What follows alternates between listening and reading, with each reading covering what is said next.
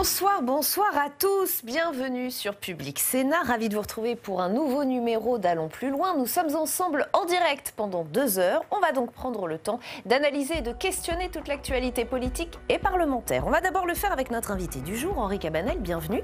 Vous êtes sénateur RDSE de l'Hérault, RDSE j'explique pour nos téléspectateurs, c'est Rassemblement démocratique et social européen. On va aborder avec vous plusieurs sujets et notamment cette situation assez préoccupante autour du coronavirus. Ce sera d'ailleurs l'objet de notre grand débat tout à l'heure. Pendant ces 2 heures, nous irons également, et comme tous les soirs, en salle des conférences pour faire réagir d'autres sénateurs et sénatrices. Vous le voyez, ce sera aujourd'hui avec Steve Jourdain. Allons plus loin, c'est aussi le club. 3 intervenants qui ont des choses à vous dire. Avec nous aujourd'hui, Marion Vigreux. Bienvenue Marion. Dans l'opposition, on s'inquiète beaucoup de l'usage possible du 49.3. Oui, et tout sauf le 49.3, c'est le slogan du moment, effectivement, dans l'opposition à l'Assemblée nationale. On verra ça en détail avec vous et on entendra beaucoup de réactions. Marie Brémaud est aussi avec nous, notre spécialiste Europe. Bienvenue Marie. Le Sénat se penche sur le projet de loi relatif au parquet européen. On parle souvent d'une Europe de manière critique, elle serait trop bureaucratique, trop technocratique. Et bien là, je vais vous parler d'une réelle avancée en matière de coopération judiciaire. Quelque chose qui marche en Europe. À tout à l'heure, merci Marie. Tam Tranui fait aussi partie du club ce soir. Bienvenue Tam. Une nouvelle commission d'enquête s'est créée au Sénat. Une commission d'enquête qui s'intéresse à la question de la pollution des sols. Et on va parler notamment aujourd'hui de l'empoisonnement à l'arsenic. À tout à l'heure, dans une demi-heure, Sénat en clair. Retour ce soir sur le congé de deuil après la mort d'un enfant. Souvenez-vous, c'est ce texte qui avait fait scandale à l'Assemblée. Même Emmanuel Macron avait demandé à ses troupes de faire preuve de plus d'humanité. La proposition de loi arrive au Sénat. Elle sera modifiée, mais comment? Dans quel sens? Hashtag ALPL pour réagir sur Twitter. Mais d'abord, je vous le disais, la suite des événements concernant le coronavirus. Pas une heure sans une nouvelle information, soit des nouveaux contaminés, soit des indicateurs économiques très négatifs. Maintenant, ce sont 3 régions qui sont touchées en Italie. La situation est-elle sous contrôle? Les États peuvent-ils se faire confiance entre eux dans la gestion de cette crise? En tout cas, au Sénat, on reste plutôt serein. Illustration avec ce sujet d'Audrey Vuettaz. En voyant le nombre de personnes contaminées exploser chez le voisin italien, certains élus des Alpes-Maritimes comme Éric Ciotti ont demandé dès ce week-end au gouvernement d'envisager la fermeture des frontières. Une position qui s'explique d'après Dominique Estrosi Sassone, même si elle ne la partage pas pour le moment. Il nous a semblé qu'il y avait un retard à l'allumage. Les choses, fort heureusement, se sont depuis accélérées, que notre centre hospitalier universitaire va être dans les heures qui suivent opérationnel pour accueillir des patients potentiellement suspects, mais aussi pour pouvoir réaliser les diagnostics. C'est ce que nous demandions, des mesures opérationnelles immédiates. En plus de ces mesures locales, Olivier Véran, le ministre de la Santé, a décidé de multiplier par 2 le nombre d'établissements capables d'accueillir d'éventuels malades. Le pays devrait rapidement être capable de réaliser 1000 dépistages par jour, contre 400 actuellement. Pour certains sénateurs, il faudrait aussi pouvoir réaliser des tests hors hôpital. Le seul moyen pour l'instant de détecter très rapidement, c'est la prise de sang. Donc il faut l'organiser avec les laboratoires et les médecins de ville. Alain Milon, qui est médecin et qui a travaillé sur la gestion de la grippe porcine, se veut rassurant. Je sais que la France est prête face à un phénomène aussi important qui pourrait être aussi important que celui-là. La France est prête à réagir convenablement. Les masques, il y en aura suffisamment. Les contrôles pour savoir si un tel ou un tel est infecté, il y en aura suffisamment. Les mises en quarantaine, il y en aura ce qu'il faut. Demain, la Commission des affaires sociales auditionnera plusieurs experts dans la gestion des épidémies. Les sénateurs devraient trouver toutes les réponses aux sujets qui les inquiètent. Allons plus loin donc avec vous, Henri Cabanel. On vient d'entendre vos collègues au Sénat qui tiennent un discours plutôt rassurant. Petit retard à l'allumage, nous dit tout de même Dominique Estrosi Sassone. Est-ce que vous êtes serein, vous aussi, sur la gestion par la France de cette crise? Alors je pense que la gestion par la France de cette crise est bonne pour le moment. Effectivement, on s'aperçoit que nos voisins, notamment les Italiens, n'ont pas peut-être mis en place tous les processus ou le process qu'il fallait.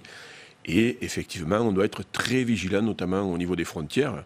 Mais je pense qu'aujourd'hui, la France et le ministère de la Santé fait le travail comme il doit le faire Bon, moi, je suis d'Occitanie et je sais par exemple que hier ou avant-hier, des collégiens, je crois, arrivés donc d'Italie, ont été placés en quarantaine à Villeneuve-sur-Lot.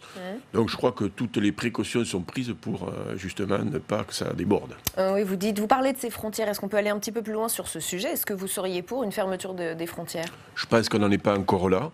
Je crois que les Italiens... Mais ça pourrait venir. Ça pourrait potentiellement venir pour vous. Alors, peut-être... Un contrôle, certainement, aux frontières. Fermeture des frontières, c'est quand même aller très loin dans la démarche. Mais aujourd'hui, on n'en est pas là. Je crois qu'il faut attendre de voir comment l'Italie est à mesure donc, de trouver des solutions. Même si aujourd'hui, il semblerait qu'elles soient un petit peu dépassées. Mais bon, voilà, je crois qu'ils ont compris peut-être l'erreur qu'ils ont pu faire et ils sont en train donc, de mettre en quarantaine. À terme, un problème de confiance envers nos voisins européens, parce que l'Italie est quand même un voisin proche dans lequel on a confiance. Là, on apprend qu'un hôpital n'était pas aux normes. Est-ce qu'à terme, ça veut dire qu'on ne peut pas faire confiance à nos voisins européens? Alors, je ne sais pas si... Non, je pense qu'on doit faire confiance. Seulement, il faut qu'effectivement, ils puissent se créer des ponts entre États. Et avoir donc une volonté commune donc, et un process commun de pouvoir combattre ces pandémies comme le coronavirus. Henri Cabanel, on va aborder d'autres sujets, les sujets choisis par nos chroniqueuses du jour. C'est l'heure du club d'Allons plus loin.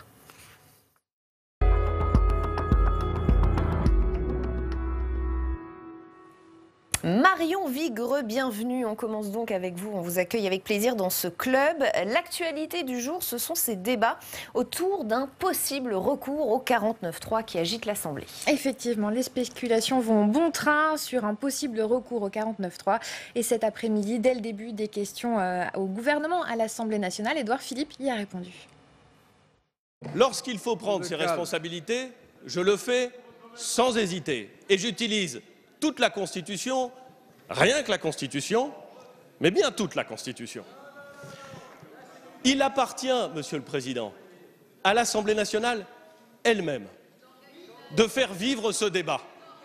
Si ce débat vit et qu'il permet d'avancer dans de bonnes conditions, tant mieux, c'est ce que je souhaite. Mais à partir d'un certain moment, il faut être clair. Nous nous sommes engagés sur ce système universel de retraite par répartition et par points. Et l'engagement du gouvernement, le fait majoritaire, ça existe. La réponse de l'exécutif est donc claire. Le 49.3 est effectivement une option si le blocage parlementaire constaté se poursuit. Je rappelle que du fait des nombreux amendements et sous-amendements déposés notamment par la France Insoumise et le Parti communiste, il a fallu 8 jours pour adopter l'article 1. Il en reste 64. Alors le 49.3, précisons-le, qui consiste à faire passer un projet de loi sans le soumettre au vote des députés, et l'opposition tous bords confondu, ne veut pas en entendre parler. Et jusque-là, assez discret, les Républicains sont sortis de leur silence ce mardi dans une lettre adressée au Premier ministre et que vous allez découvrir à l'antenne. Christian Jacob, le président des Républicains, et Damien Abad, le président du groupe LR à l'Assemblée, ont proposé une alternative pour ramener de la sérénité. Ils demandent à ce que l'examen du projet de loi soit suspendu, le temps pour la conférence de financement de rendre ses conclusions. Je vous propose d'écouter à ce sujet Damien Abad. Ça vous permet d'avoir un texte complet, un texte financé et un vrai débat. Et je pense qu'on peut avoir un débat de 2 mois à l'Assemblée nationale, en temps législatif programmé, où les choses sont carrées, organisées, et au moins chacun vote. Mais vous imaginez, si on ne fait pas ça, ça veut dire que pour la première fois, on aura un débat sans vote sur la réforme des retraites, ni en commission spéciale, ni dans l'hémicycle. Et cette initiative a été saluée par le président du groupe PS au Sénat, Patrick Kanner, qui estime néanmoins qu'elle est vaine. Le gouvernement nous maltraite, je le dis très, très simplement, veut aller trop vite sur un texte qui est mal ficelé, et ce n'est pas moi qui le dis, c'est le Conseil d'État. Il serait bon que le président de la République, considérant le contexte, reçoive chaque président de groupe dans les meilleurs délais. Mais quand je dis cela, je mesure le peu de réceptivité à cette proposition du président de la République qui est aujourd'hui de plus en plus dans son bunker de certitude.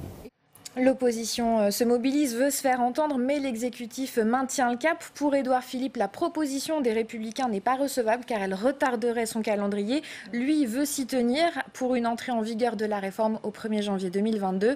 Je rappelle enfin que si l'opposition n'est pas favorable au 49.3, les Français non plus. Selon un sondage BVA publié vendredi dernier, il serait 72% à le désapprouver. Henri Cabanel, qu'est-ce que vous en pensez? Ça fait début janvier déjà, Gérard Larcher demandait à ce qu'on attende la fin de la conférence de financement pour étudier ce texte. On voit que là aujourd'hui, les LR, le groupe LR à l'Assemblée demande la même chose. Vous êtes d'accord avec ça? Je pense que c'est une affaire de méthode. Et on voit très bien l'enlisement dans lequel se trouve le gouvernement, car un texte d'une telle importance a été, à mon avis, mal préparé. Dans la méthode, le problème, tout le monde le connaît. Est-ce qu'il fallait qu'on rééquilibre donc ce système de retraite à répartition? Donc ils ont lancé un projet, mais je pense qu'ils n'ont pas suffisamment défini les enjeux de ce projet. Ils n'en ont certainement pas étudié tous les impacts, même avec donc tous les efforts qu'ils ont mis pour effectivement essayer de voir tous les impacts que ça pouvait engendrer. Je ne pense pas qu'ils soient allés au bout. Ils mettent une convention de financement en lice pour qu'ils fassent des propositions. Et dans la précipitation, on va légiférer avant que cette conférence n'ait produit son travail. On voit là que c'est la mauvaise méthode et qu'aujourd'hui, malheureusement, plus personne n'y comprend grand-chose. Et les citoyens, encore au moins. Et c'est une image un petit peu désastreuse à l'heure où la défiance est grandissante entre les citoyens et les élus, que nous montre aujourd'hui l'image de l'Assemblée nationale et du gouvernement. Et là, c'est la première fois qu'Édouard Philippe l'envisage aussi clairement, devant les élus, envisage ce recours au 49.3. Est-ce que ça vous effraie? Est-ce que vous vous dites, après tout, il n'y aura pas le choix parce qu'il y a eu obstruction parlementaire? Qu'est-ce que vous répondez à ça? Moi qui suis agriculteur, on dit toujours il ne faut pas mettre la charrue avant les bœufs. Attendons que la navette parlementaire agisse. Je pense que le Sénat aura toute sa place dans ce débat-là et on verra comment ça se passe après à l'Assemblée nationale. Mais évidemment, tout le monde critique le 49.3 quand il est dans l'opposition, mais tout le monde est très content de l'avoir comme outil législatif quand il est dans la majorité. Donc, je pense, moi, personnellement, que c'est un outil antidémocratique qui... oui, parce que... c'est clair. Mais oui, c'est clair. Il est dans la Constitution. Moi, je suis pour le supprimer, le 49.3. On évoquait ça hier soir dans le débat. Qu'on ait le courage de ses opinions, qu'on ait le courage des projets que l'on met en place, tout autant en faisant en sorte de bien être préparé en amont pour que tout le monde puisse comprendre et que le débat se fasse légitimement. Marie Brémaud, on va continuer ce club avec vous. Le Sénat examine donc aujourd'hui le projet de loi relatif au parquet européen. De quoi s'agit-il exactement et pourquoi en créer un? Alors, l'idée du parquet européen qui devrait être effectif au mois de novembre prochain, c'est bien l'idée d'un parquet supranational compétent pour rechercher, poursuivre et traduire en justice les auteurs d'infractions importantes atteintes au budget de l'Union européenne. Pourquoi est-ce nécessaire? Écoutez, Philippe Bonnecarrière, sénateur centriste et rapporteur du projet de loi ici au Sénat. Il y a un certain nombre d'infractions qui sont par nature transfrontalières. Je pense à des actes de corruption dans l'utilisation de subventions européennes. Je pense surtout aux fraudes à la TVA qui sont très souvent des fraudes qui concernent plusieurs États. Donc il y a bien besoin d'une forme de centralisation et il faut aussi avoir en tête que l'Europe, c'est un État de droit. Ce n'est pas simplement un marché unique pour l'économie, ce sont aussi des valeurs, ce sont des règles juridiques communes. Voilà, donc on entend bien le rapporteur Philippe Bonnecarrière qui nous parle de valeurs, de règles juridiques communes pour tous, vraiment, Marie? Non, justement, pas tout à fait, parce qu'en fait, si on avait dû attendre l'unanimité des 28 États membres à l'époque, 27 aujourd'hui, on attendrait encore le parquet européen. Le couple franco-allemand, alors pour sortir de cette situation, en 2016, a proposé que sur ce sujet, on parte sur une coopération renforcée. 22 États membres, à ce jour, participent donc au parquet européen. 22, ça veut dire qu'il y en a 5 qui n'y participent pas. 25, dont la Suède, le Danemark, l'Irlande, quand on est un paradis fiscal pour multinationales, c'est logique. La Hongrie non plus n'y participe pas, donc l'utilisation des fonds européens est sujette à caution. Et puis la Pologne qui est récipiendaire des fonds européens les plus importants. Une réaction sur les 5 qui ne participent pas au parquet européen, monsieur le sénateur? C'est toujours la même problématique dans la gouvernance européenne. Il faut qu'il y ait tous les États qui sont d'accord pour qu'on puisse avancer. Je crois qu'il faut en finir avec cela et il faut justement éviter de prendre le retard que l'on prend. Aujourd'hui, l'argent public se fait rare et si on veut vraiment être efficace pour lutter contre la fraude fiscale, et M. Bonnecarrère vient de le signaler, il faut vraiment qu'il y ait une union, une collaboration entre les pays membres. Donc, je pense qu'il faut qu'avec ces 22 pays-là, qui sont d'accord, on entame une procédure pour que les autres, in fine, soient logiquement obligés donc, de s'y intégrer. Exactement, vous avez raison. Ils pourront nous rejoindre le parquet européen quand ils le souhaiteront. Alors comment ce parquet va fonctionner ? Il va fonctionner sur 2 niveaux. Niveau européen, le parquet basé à Luxembourg sera composé de 22 magistrats représentant chacun leur pays. Ils siégeront de manière collégiale et puis dans chaque pays européen, il y aura des procureurs européens délégués. À Paris, ils seront au nombre de 2. Prenons un exemple concret. S'il y a par exemple un acte de corruption qui est commis en France, un acte qui porte atteinte aux intérêts financiers de l'Union européenne, il fera l'objet d'une plainte qui sera traitée par le parquet européen qui fixera la règle du jeu et qui décidera des poursuites. Et ce sera alors une décision collégiale. Deuxième étape, comment cela fonctionne au niveau français ? Les 2 magistrats à Paris, les procureurs délégués européens, donneront des instructions aux enquêteurs français. Si des décisions doivent être prises, par exemple, concernant une privation de liberté, ce sera également le juge français. C'est donc la juridiction française qui tranchera in fine. Mais alors qui pour piloter ce parquet européen ? Là, c'est tout un symbole. C'est Laura Codruța Kövesi. Ce n'est pas du genre à faire de la figuration. En Roumanie, on l'adule ou on la déteste. Elle a été pendant 5 ans responsable de l'unité roumaine, chargée de la lutte contre la corruption, spécialisée dans les poursuites et chargée d'enquêter sur les affaires de corruption. Donc légitime. Au niveau. Donc franchement légitime. Elle a traduit en justice de très nombreuses personnalités politiques roumaines. Elle prendra ses fonctions en novembre prochain et elle compte bien avoir les moyens de ses ambitions pour traquer les fraudeurs en Europe. A priori, Henri Cabanel, c'est quand même un projet de loi qui ne fait pas vraiment débat au Sénat. Tout le monde est pour. Vous êtes pour aussi ce parquet européen ? Oui, tout à fait. Comme je le disais tout à l'heure, aujourd'hui, rien que la fraude fiscale en France, on a du mal à savoir les chiffres exacts, mais on sait que ça se traite à coût de dizaines de milliards d'euros. Et aujourd'hui, où on cherche des milliards un petit peu partout, moi, demain, je vais certainement poser une question au gouvernement sur les retraites agricoles, et le président de la République a expliqué que ceux qui ne rentreront pas dans la loi ne pourront pas bénéficier donc, de cette nouvelle loi. Il manque 1 milliard. Bon, vous voyez, c'est rien par rapport à toute la fraude fiscale qu'on pourrait récupérer grâce donc à cette volonté. Tam Tranui, on va terminer avec vous ce club. On parle pollution des sols au Sénat. Coup d'envoi d'une commission d'enquête. Oui, une commission d'enquête qui a été lancée à l'initiative de la sénatrice socialiste de l'Aude, Gisèle Jourda. Gisèle Jourda, elle connaît ce problème de près car dans son département de l'Aude, il y a un site très pollué à 15 km de Carcassonne. Il s'agit de l'ancienne mine d'or de Salsigne. Et lorsqu'il y a eu les inondations de 2018, les conséquences ont été absolument catastrophiques. Écoutez. Suite aux inondations, nous avons eu des enfants donc, qui ont été porteurs d'arsenic dans leurs urines. Et on voit bien, alors que le site a fermé donc, depuis 2004, qu'il n'y a pas eu peut-être tout le suivi voulu pour accompagner la dépollution sur ce secteur-là et qu'à l'aune d'inondations tragiques et meurtrières, on a vu réapparaître la pollution à l'arsenic et on a bien vu que les systèmes de dépollution qui avaient été pensés ou prévus, ils devaient durer 70 ans, ils n'ont même pas tenu quelques années. Qu'est-ce qui s'est passé exactement, Tam ? Comment cette mine a-t-elle pu entraîner cette pollution à l'arsenic ? Bien écoutez, l'arsenic, il est présent à l'état naturel dans le sous-sol là-bas et il a été réduit à l'état de poussière lorsque l'on a extrait les autres minerais et il a été laissé en quelque sorte à ciel ouvert par la suite. Et du coup, c'est comme quand vous faites du café, l'eau qui ruisselle là-bas, elle se charge en arsenic, puis elle vient se jeter dans l'Orbiel affluent de l'Aude, qui finit d'ailleurs par se jeter, vous le voyez, dans la Méditerranée. Et toute la vallée, elle est aujourd'hui contaminée.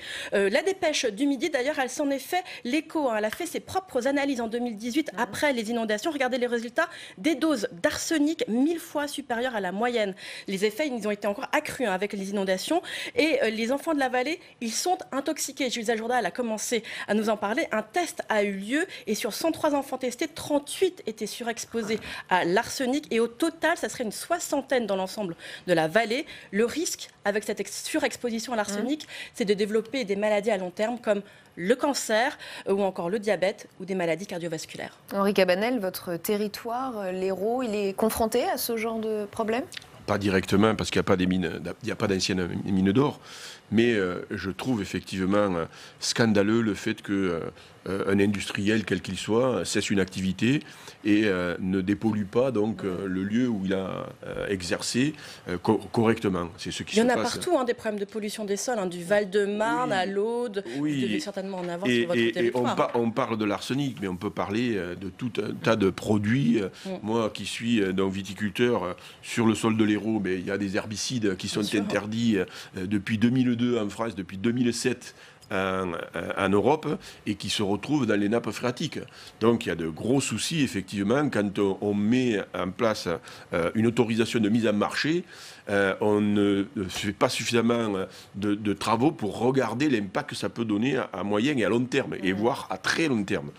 Donc oui, effectivement, il faut qu'on se soucie de cela, et je pense que ce travail qui va être réalisé par les sénateurs peut arriver à faire des propositions qui puissent aller dans ce sens et permettent donc aux industriels de dépolluer correctement leur lieu. Justement, on y vient. Tam, quels seront les axes de travail de ces sénateurs dans cette commission d'enquête ? Alors, leur premier axe, ces sénateurs, c'est d'évaluer l'ampleur du problème. On ne reste pas seulement sur l'Aude, bien sûr. On va aussi parler du nombre de sites pollués sur l'ensemble de la France à la suite d'activités industrielles et minières, voir si la réponse des pouvoirs publics, elle est adaptée ou pas. Pour Gilles Ajourda, il faut faire la lumière sur la responsabilité des industriels, la responsabilité de l'État, mais surtout pour elle, il faut mieux accompagner les élus. Écoutez, c'est un véritable cri d'alarme qu'elle lance.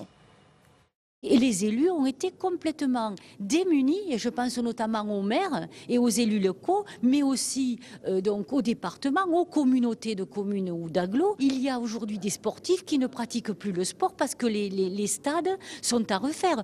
Qui va payer ? Où sont les responsabilités ? Quand vous avez le désarroi de familles qui voient leurs enfants touchés sur le plan de la santé, et des maires qui à peine sortent d'une inondation, qui sont frappés par des cataclysmes qui a mis à bas les structures communales ou intercommunales, comment voulez-vous, si vous voulez, il faut qu'il y ait un accompagnement des élus.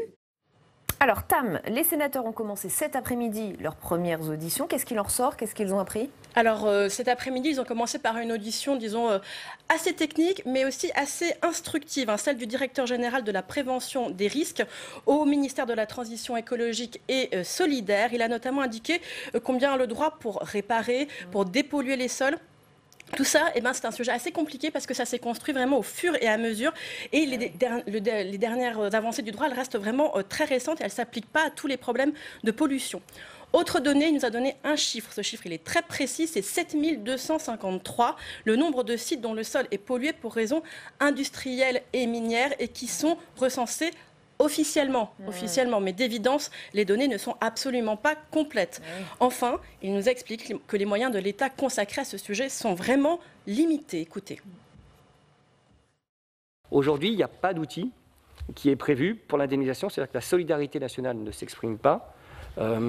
C'est un vrai choix à faire. Autre vrai choix à faire, c'est de dire, aujourd'hui, les interventions, je l'ai dit, de l'ADEME notamment, ou du DPSM pour la partie minière, vont avoir pour objectif de mettre en sécurité. Mais après, si la pollution est confinée, qu'elle est stable, j'ai une friche qui est là, qui n'est pas dépolluée, qui n'est pas réutilisable pour n'importe quel usage, on ne peut pas y mettre des crèches, et aujourd'hui, la politique publique s'arrête là. Notez que pour avoir une note un petit peu plus positive, les projets industriels actuels, aujourd'hui, la législation, elle est quand même beaucoup plus contraignante pour les industriels. Mais néanmoins, pour de très nombreux sites pollués depuis bien longtemps, les moyens de l'État, ils sont vraiment limités. C'est un choix budgétaire. Ils sont limités à la simple mise en sécurité et pas la réelle dépollution des sites. Henri Cabanel, il ne met pas assez de moyens, l'État ? Oui, alors, il n'y a pas assez de moyens, mais bon, on sait très bien que... C'est des choix aussi. Voilà, ce sont des choix. Il y a un budget, puis il y a des choix à faire. Mais je continue à dire que quand même les industriels sont les premiers responsables et que même s'ils ont arrêté pour la plupart leur activité, on les connaît quand même. Et qu'à un moment donné, c'est à cause d'eux que cela arrive, c'est à eux qu'il faut faire payer la dépollution et tout ce qui en découle avec. La problématique, c'est au niveau de la santé, où là, effectivement, toutes les personnes touchées, et malheureusement, donc les gamins qui ont été cités dans l'interview, bon, mais ça, je ne sais pas comment on va le réparer. Vous vous rendez compte qu'on a injecté du cyanure dans les sols, dans l'Aude, pour s'occuper de l'extraction des minerais, ce que m'expliquait notamment Gisèle Jourda, enfin, c'est extrêmement choquant, et ça s'est arrêté en 2004, donc c'est quand même vraiment récent. Oui, mais parce qu'on s'est aperçu qu'il fallait qu'on change la réglementation justement pour éviter tout ça. Mais je reviens sur la connaissance que nous avons tous des industriels qui ont profité de tout cela. Il y en a encore que l'on connaît, mais on peut très bien le faire payer. Ces industriels, ils font souvent du chantage à l'emploi dans beaucoup de situations concernant justement des sites pollués. Ils vont dire, mais attention, si vous commencez à venir me chercher, bah moi, il y a autant d'emplois qui vont disparaître. Oui, ou on ira ailleurs, quoi. Oui, on ira ailleurs, oui, c'est ça. Mais à un moment donné, si on ne fait pas ça, regardez ce qu'a évoqué Gisèle Jourda, les élus sont démunis, ils ont de moins en moins de moyens, et pourtant, il faudra qu'ils fassent face à ces problématiques-là. Donc, à un moment donné, il faut qu'on trouve un compromis. Il faut durcir le ton. Il faut qu'on trouve un compromis. C'est-à-dire, voilà, oui, à un moment donné, c'est ça. Si on ne veut pas tout perdre, il va falloir quand même qu'on les incite aussi à assumer leur responsabilité, parce qu'elle est entière et pleine. Henri Cabanel, vous restez avec nous, c'est l'heure de Ça se passe chez vous, spécial municipal.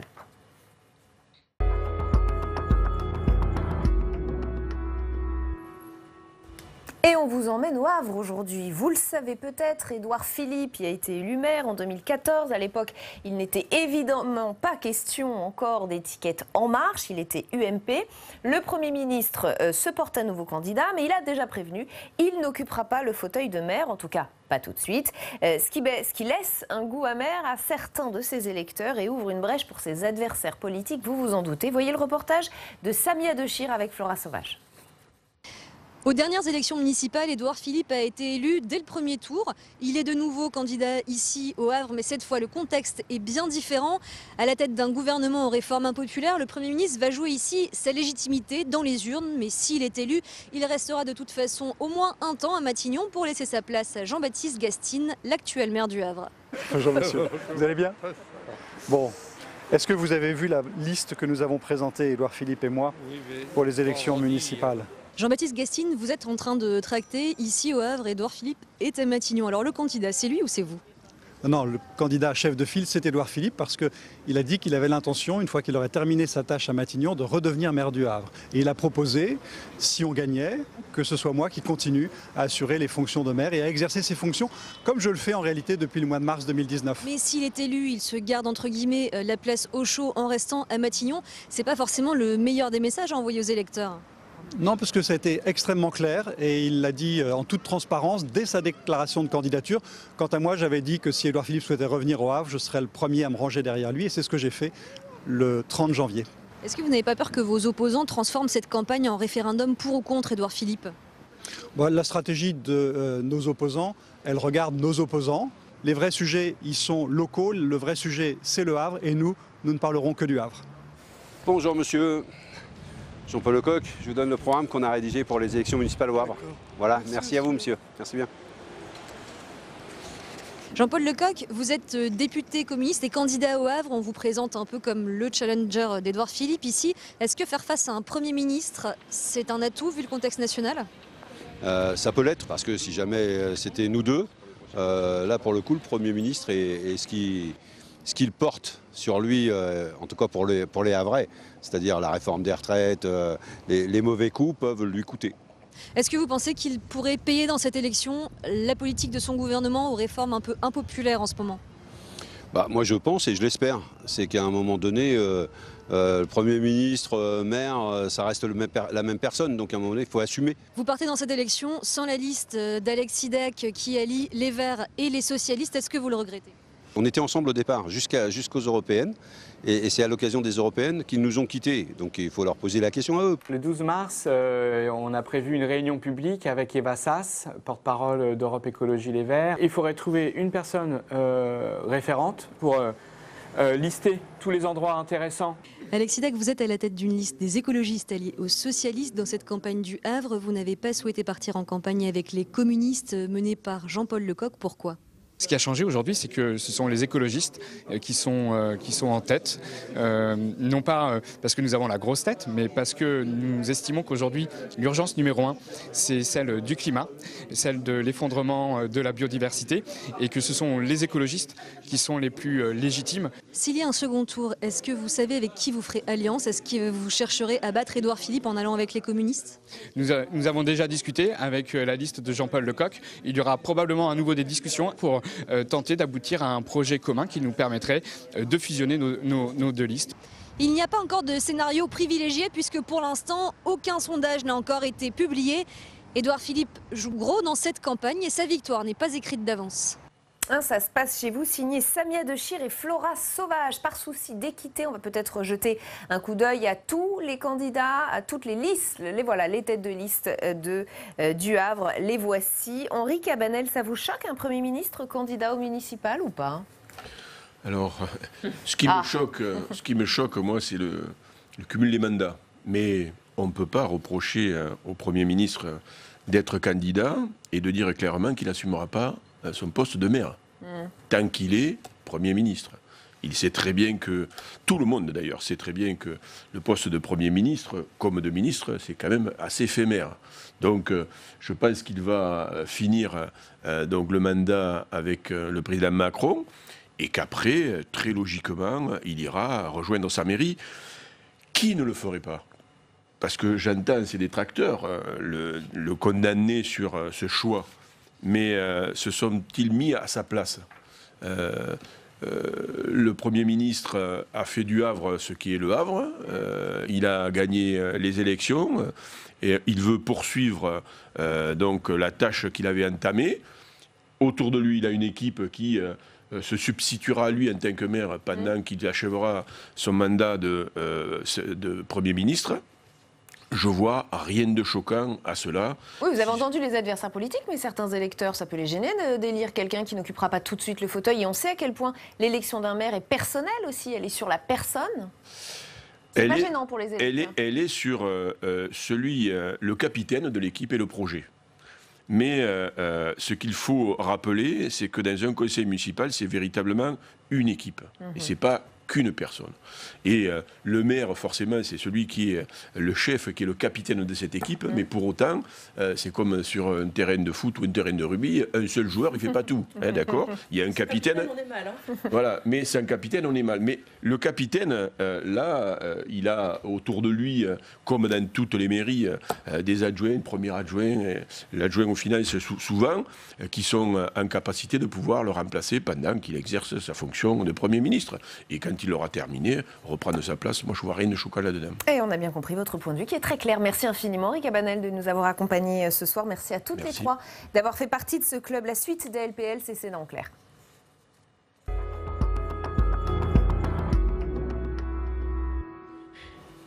Sénat en clair consacré ce soir au congé de deuil parental en cas de décès d'un enfant. C'est ce texte qui avait provoqué un tollé dans l'opinion parce que les députés marcheurs avaient suivi les consignes de l'exécutif et s'étaient opposés au rallongement de la durée de ce congé. Ce qui avait d'ailleurs amené Emmanuel Macron à intervenir en personne. Il avait demandé plus d'humanité à ses troupes. Tout le monde s'en souvient, c'est assez récent. Et bien voilà, le texte arrive au Sénat. On va voir dans quel état d'esprit sont les élus de la Haute Assemblée juste après les éléments de contexte avec Jérôme Rabier. C'est ce qu'on appelle un couac. En rejetant le 30 janvier dernier la proposition de loi visant à allonger le congé après le décès d'un enfant, la majorité à l'Assemblée et le gouvernement se sont pris les pieds dans le tapis. Mais face à la polémique et les critiques du président de la République qui a demandé à sa majorité de faire preuve d'humanité, le gouvernement a promis de corriger le texte. J'assume au nom du gouvernement l'erreur, le fait que nous n'avons pas su nous expliquer, que nous n'avons pas su dire pourquoi nous pouvions élargir un dispositif. Et pour corriger cette proposition de loi, le gouvernement a voulu aller vite et a lancé en urgence une consultation auprès des associations. Et c'est le Sénat qui étudiera en premier une nouvelle version de ce texte dès le 3 mars dans l'hémicycle. Mais pour certains sénateurs, cela démontre une mauvaise approche. D'abord, on donne une mauvaise image du Parlement. La majorité présidentielle est dans un cafouillage permanent. On le voit avec ce dossier, on le voit avec le dossier des retraites. Voilà, je crois que, en tous les cas, ce que le Sénat va faire, il va reprendre, je dirais, posément, avec objectivité, méthode et sérieux. Des amendements sont déjà déposés en commission pour porter ce congé à 15 jours. Et il serait ouvert pour la perte d'un enfant jusqu'à ses 25 ans et non ses 18 ans. La prise en charge des obsèques et un accompagnement psychologique sont aussi prévus. Je crois que le gouvernement a mesuré l'impact de l'examen à l'Assemblée nationale et a voulu vraiment reconstruire un texte qui puisse apporter beaucoup de solutions aux familles. Nous avons rédigé un texte qui est aujourd'hui possible d'adopter à l'Assemblée de façon conforme et ça va permettre d'aller très très vite maintenant dans l'exécution et dans la rédaction de décrets. Finalement, ce couac devra aboutir à un texte plus complet pour accompagner les parents qui subissent la perte d'un enfant. Et examinée en un temps record, cette proposition de loi devrait entrer en application dès le 1er janvier prochain. Avec nous pour Sénat en clair ce soir, Elisabeth Doineau, bienvenue. Vous êtes sénatrice Union centriste de la Mayenne, vice-présidente de la Commission des affaires sociales et rapporteure de cette proposition de loi sur le congé de deuil d'un enfant. Françoise Cartron, bienvenue à vous également. Vous êtes sénatrice La République En Marche de la Gironde, membre de la délégation aux droits des femmes et à l'égalité entre les hommes et les femmes. Nous attendons Benjamin Morel qui devrait nous rejoindre d'ici quelques minutes. Et Bruno Cotresse est aussi avec nous, bienvenue. Bonsoir. Politologue, enseignant à Sciences Po, chercheur au CEVIPOF, Centre d'études de la vie politique française. Merci à tous d'être ici avec nous. D'abord sur le fond, Elisabeth Doineau, comment les sénateurs vont-ils améliorer ce texte devenu si sensible? Est-ce que le Sénat va vouloir et de fait aller plus loin? Je voudrais tout d'abord insister sur le fait que j'ai travaillé pendant toute la période des auditions avec les deux ministères concernés, le ministère du Travail et le ministère de la Protection de l'Enfance. Et je peux dire qu'on a travaillé de concert et en bonne intelligence et jusqu'à ce soir encore, nous allons en discuter. Donc, en réalité, nous allons offrir aux familles qui sont dans ces moments de drame, mais vraiment effrayants, hein, parce qu'on ne peut dire que ça, et c'est difficile à qualifier d'ailleurs. En tout cas, on va pouvoir leur proposer je dirais, un ensemble, un panier d'accompagnement, alors qui va bien sûr des prestations, du nombre de jours de congé, mais aussi un forfait pour les aider aux frais d'obsèques et un accompagnement médico-psychologique. Alors, c'est devenu combien de jours? Oui, important. Eh bien, on ira jusqu'à 15 jours. Alors, une partie prise en charge par l'entreprise et une partie prise en charge par la solidarité nationale.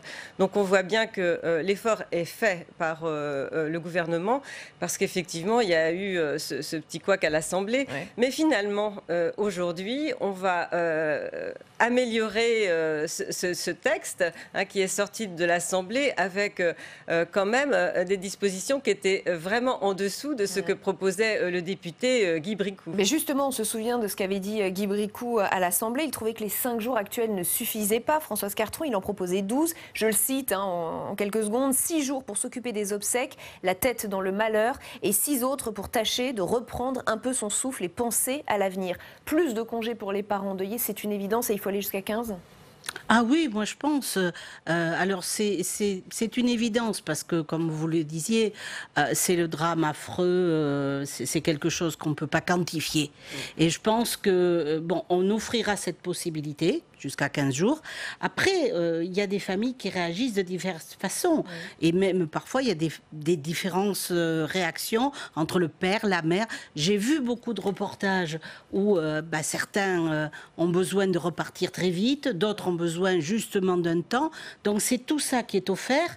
Et moi, je pense que c'est faire devoir d'humanité et montrer que la société, le gouvernement, tout le monde est dans le maximum de bienveillance dans ce qu'on peut apporter à ces familles qui sont dans la détresse la plus extrême. Humanité, c'était le mot aussi d'Emmanuel Macron pour recadrer ses troupes à ce moment-là. Au moment de la polémique, la porte-parole du gouvernement, Sibeth Ndiaye, avait reconnu sur France 2 elle-même une erreur d'appréciation politique et elle avait dit ceci, Bruno Cotresse, on va réparer les choses et on profitera du débat au Sénat pour pouvoir rectifier les choses. C'est donc au Sénat que les choses vont être rectifiées.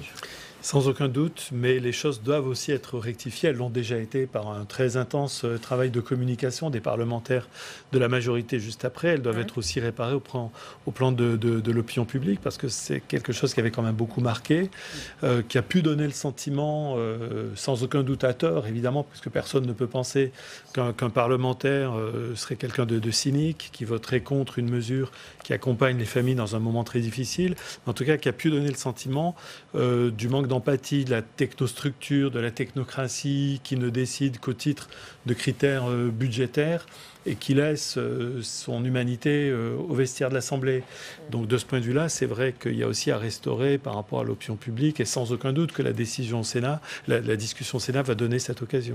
On accueille Benjamin Morel, politologue, maître de conférences en droit public à Paris de Assas. Ne me regardez pas comme ça, je ne vous en veux pas, ça arrive. On était donc sur cette question, le texte arrive au Sénat. Elisabeth Doineau nous disait qu'il se dirigeait vers 15 jours. On allait vers 15 jours de congé de deuil d'un enfant. C'est donc au Sénat que les choses seront rectifiées, comme l'avait d'ailleurs annoncé Sibeth Ndiaye, on l'a vu il y a un instant. Oui, parce que si vous voulez, c'est ici qu'aura lieu le réel examen parlementaire sur le fond, avec une vraie réflexion. Le premier examen à l'Assemblée a été un petit peu manqué, pour tout un tas de raisons qui sont liées également à la capacité d'alerte et de réflexion au niveau de Matignon, au niveau du SGG, au niveau des cabinets ministériaux, au niveau du groupe LREM, au niveau du fonctionnement même de l'Assemblée nationale. Donc théoriquement, le travail de fond qui aurait dû être fait pour qu'une proposition de loi qui est faite avec les moyens des parlementaires, qui sont sur le fond importants, mais du point de vue des moyens, du point de vue de la capacité d'action, d'investigation, de réflexion, eh bien vous avez Qu'est-ce que vous voulez besoin... dire très concrètement? Par exemple, ils étaient peut-être trop pris par la réforme des retraites et donc ils ont mal étudié. Non, je ne parle pas de parlementaires. Si vous voulez, vous avez toute une infrastructure et une technostructure qui, dans le cadre des ministères, permet de calibrer juridiquement le texte pour qu'une fois qu'il est voté, il soit applicable et qu'il puisse réellement produire les effets attendus. Tout ça, ça implique un vrai travail en termes de légistique, en termes de réflexion. Ce travail-là, il implique un vrai examen au fond de la Commission, un vrai examen au fond du gouvernement. Or là, évidemment, sur cette proposition de loi à l'Assemblée nationale, il n'a pas pu être fait. Dans le cadre du Sénat, avec des amendements du gouvernement, de la Commission, il pourra être fait. Donc cet examen au Sénat, il n'est pas seulement une étape, il est vraiment une façon de rendre cette proposition de loi viable et de lui faire produire les effets qui en sont les effets attendus. Elisabeth Doineau. Oui, ce travail de fond a été réalisé entre les deux passages par les ministères qui ont réuni l'ensemble des associations, qui ont senti vraiment une prise en compte de l'ensemble de leurs demandes. Il a été fait ici au terme d'un certain nombre d'auditions que j'ai pu mener et tout le monde était unanime sur l'accord qui devait se trouver et puis sur l'ouverture et en fait de répondre pleinement à ces familles en détresse. Je voudrais aussi dire que c'est sûr que c'est difficile pour un parlementaire de déposer une proposition de loi. Tout est parti de la rencontre de Guy Bricout avec Pascaline, je ne donnerai pas son nom de famille, mais Pascaline qui était la maman d'une enfant qui est décédée. Et c'est à partir de là que mon collègue député a réfléchi sur cette question. Mais il ne pouvait pas aller très loin parce qu'en réalité, il ne pouvait pas passer à travers les fourches codines de l'article 40, qui fait qu'un député ou un sénateur ne peut pas proposer une loi qui va engendrer des dépenses. C'est pour cette raison que j'ai posé la semaine dernière cette question au gouvernement pour me rendre capable de faire quelque chose qui puisse justement engendrer des dépenses ici au Sénat. Mais j'avoue que si je n'ai pas eu la réponse instantanément, je l'ai eu la réponse après, parce que le gouvernement a déposé des amendements, comme on dit, miroirs, qui me permettent justement de passer sur cette dépense et en tout cas de composer avec le gouvernement un ensemble d'amendements qui seront aujourd'hui tout à fait, comment dirais-je, acceptables et en tout cas qui seront accueillis avec beaucoup de joie de la part de l'ensemble de la population, parce que je crois qu'effectivement c'est l'opinion. C'est l'ensemble de Et on l'a vu, France qui s'est l'émotion dans l'opinion au moment du tollé que ça a provoqué. On va poursuivre les discussions. Avant cela, on va faire un petit détour par la salle des conférences. On y retrouve Steve Jourdain, qui est avec Michèle Meunier, sénatrice socialiste de la Loire-Atlantique, vice-présidente de la Commission des affaires sociales. Oui, Michèle Meunier, bonjour. Bonjour. Pour ces parents qui ont perdu un enfant, combien de jours de deuil sont nécessaires ? Alors, pour entendre les associations qui œuvrent auprès des parents endeuillés et pour entendre aussi les associations qui sont spécialiste de la question du deuil. On sait qu'il y a une petite semaine qui va très vite, entre les formalités et puis surtout cette catastrophe qui vous arrive et qui vous submerge dans toute la famille. Il faut du temps pour reprendre un travail, retrouver une activité, retrouver de l'énergie que l'on peut mesurer en une dizaine de jours. Donc globalement, attribuer 15 jours pour les parents endeuillés et les salariés, quel que soit leur emploi, fonction publique ou travail dans le privé. Je pense aussi aux indépendants, bref.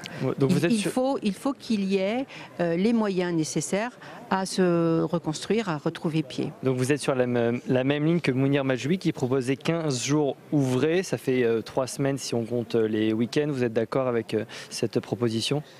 Ce qu'on dit, nous, c'est qu'au-delà des 5 jours qui sont attribués, donc depuis maintenant une petite dizaine d'années, sous le gouvernement précédent, 10 jours supplémentaires sont nécessaires. D'accord. Le Sénat a une responsabilité particulière sur ce sujet-là après les couacs de l'Assemblée ?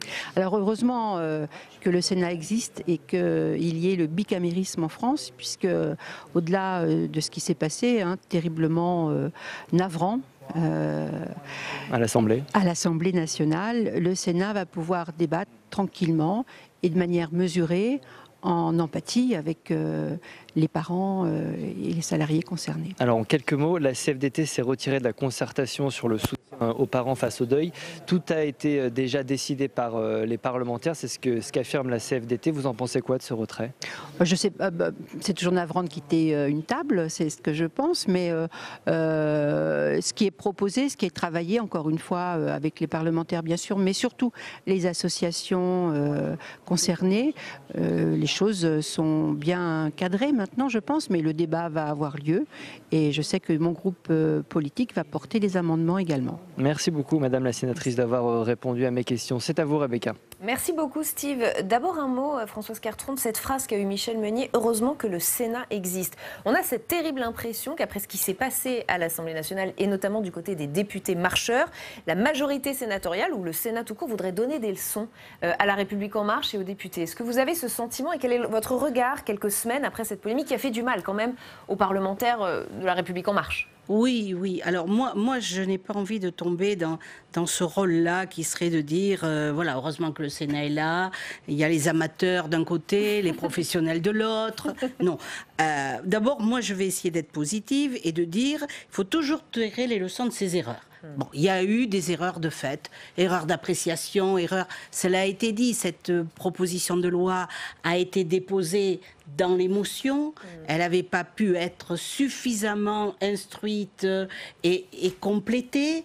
Donc, des députés ont vu d'abord le côté imparfait, sans mesurer que dans le côté imparfait, il y avait cette augmentation du nombre de jours qui est devenue un sujet d'inhumanité. Donc tout ça s'est mal enchaîné. Moi, je crois. C'est pas de chance, quoi. C'est ce que vous nous dites. Il y a de tout, mais parce que c'est compliqué. Parce qu'il faut pas croire que les choses et qu'on maîtrise toujours tout et que ce n'est pas fait avec mauvaise intention. Elle était de toute évidence incomplète. Parce que quand je vois tout ce qui est proposé, tout ce qui va être mis et qui est aussi important que les jours. Certes, les jours, on s'est focalisé dessus. C'est symbolique, quoi. Non, mais c'est symbolique. Oui. Mais je pense que l'accompagnement des personnes, ce qui va être mis, la prise en charge, le soutien financier, parce qu'on a beaucoup entendu, justement, moi j'avais vu sur les repoints des Gilets jaunes, c'était terrible, une jeune femme qui avait perdu son emploi parce qu'elle avait accompagné son enfant dans la maladie, qui avait fini par décéder, et elle avait dû faire un prêt pour payer les obsèques. Bon, voilà, ces choses-là, elles vont être dans la loi, et donc je crois que c'est extrêmement bénéfique, et puis ça montre qu'on ne s'arrête pas qu'aux jours, parce que les jours, certes, on en a besoin, mais il faut toutes les mesures qui accompagnent la reconstruction, et cette reconstruction, elle peut être difficile dans beaucoup de cas. Quand même, Bruno Cotresse, d'un point de vue politique, c'est le Sénat qui va en sortir grandi, quoi. Oui, c'est pas impossible, en tout cas dans un premier temps. Après, le mécanisme va faire que ça reviendra à l'Assemblée nationale. Bien sûr, il va se rattraper.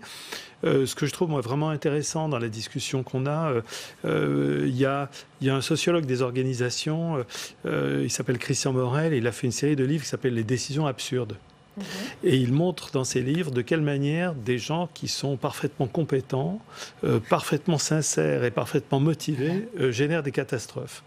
Et quand il étudie par exemple quand 2 pétroliers par mer calme, alors qu'ils sont tout seuls au milieu de l'océan, finissent par se rentrer dedans. Et donc il étudie en particulier les mécanismes qui consistent à ne pas avoir assez confiance dans l'autre, ou qui consistent à trouver qu'on n'a pas assez d'informations. Un enchaînement de facteurs. Un enchaînement de facteurs. Ouais. Et donc, il y a effectivement du chaos dans ce qui est arrivé. Incontestablement, il y a du chaos, mais il y a aussi sans doute de l'impréparation.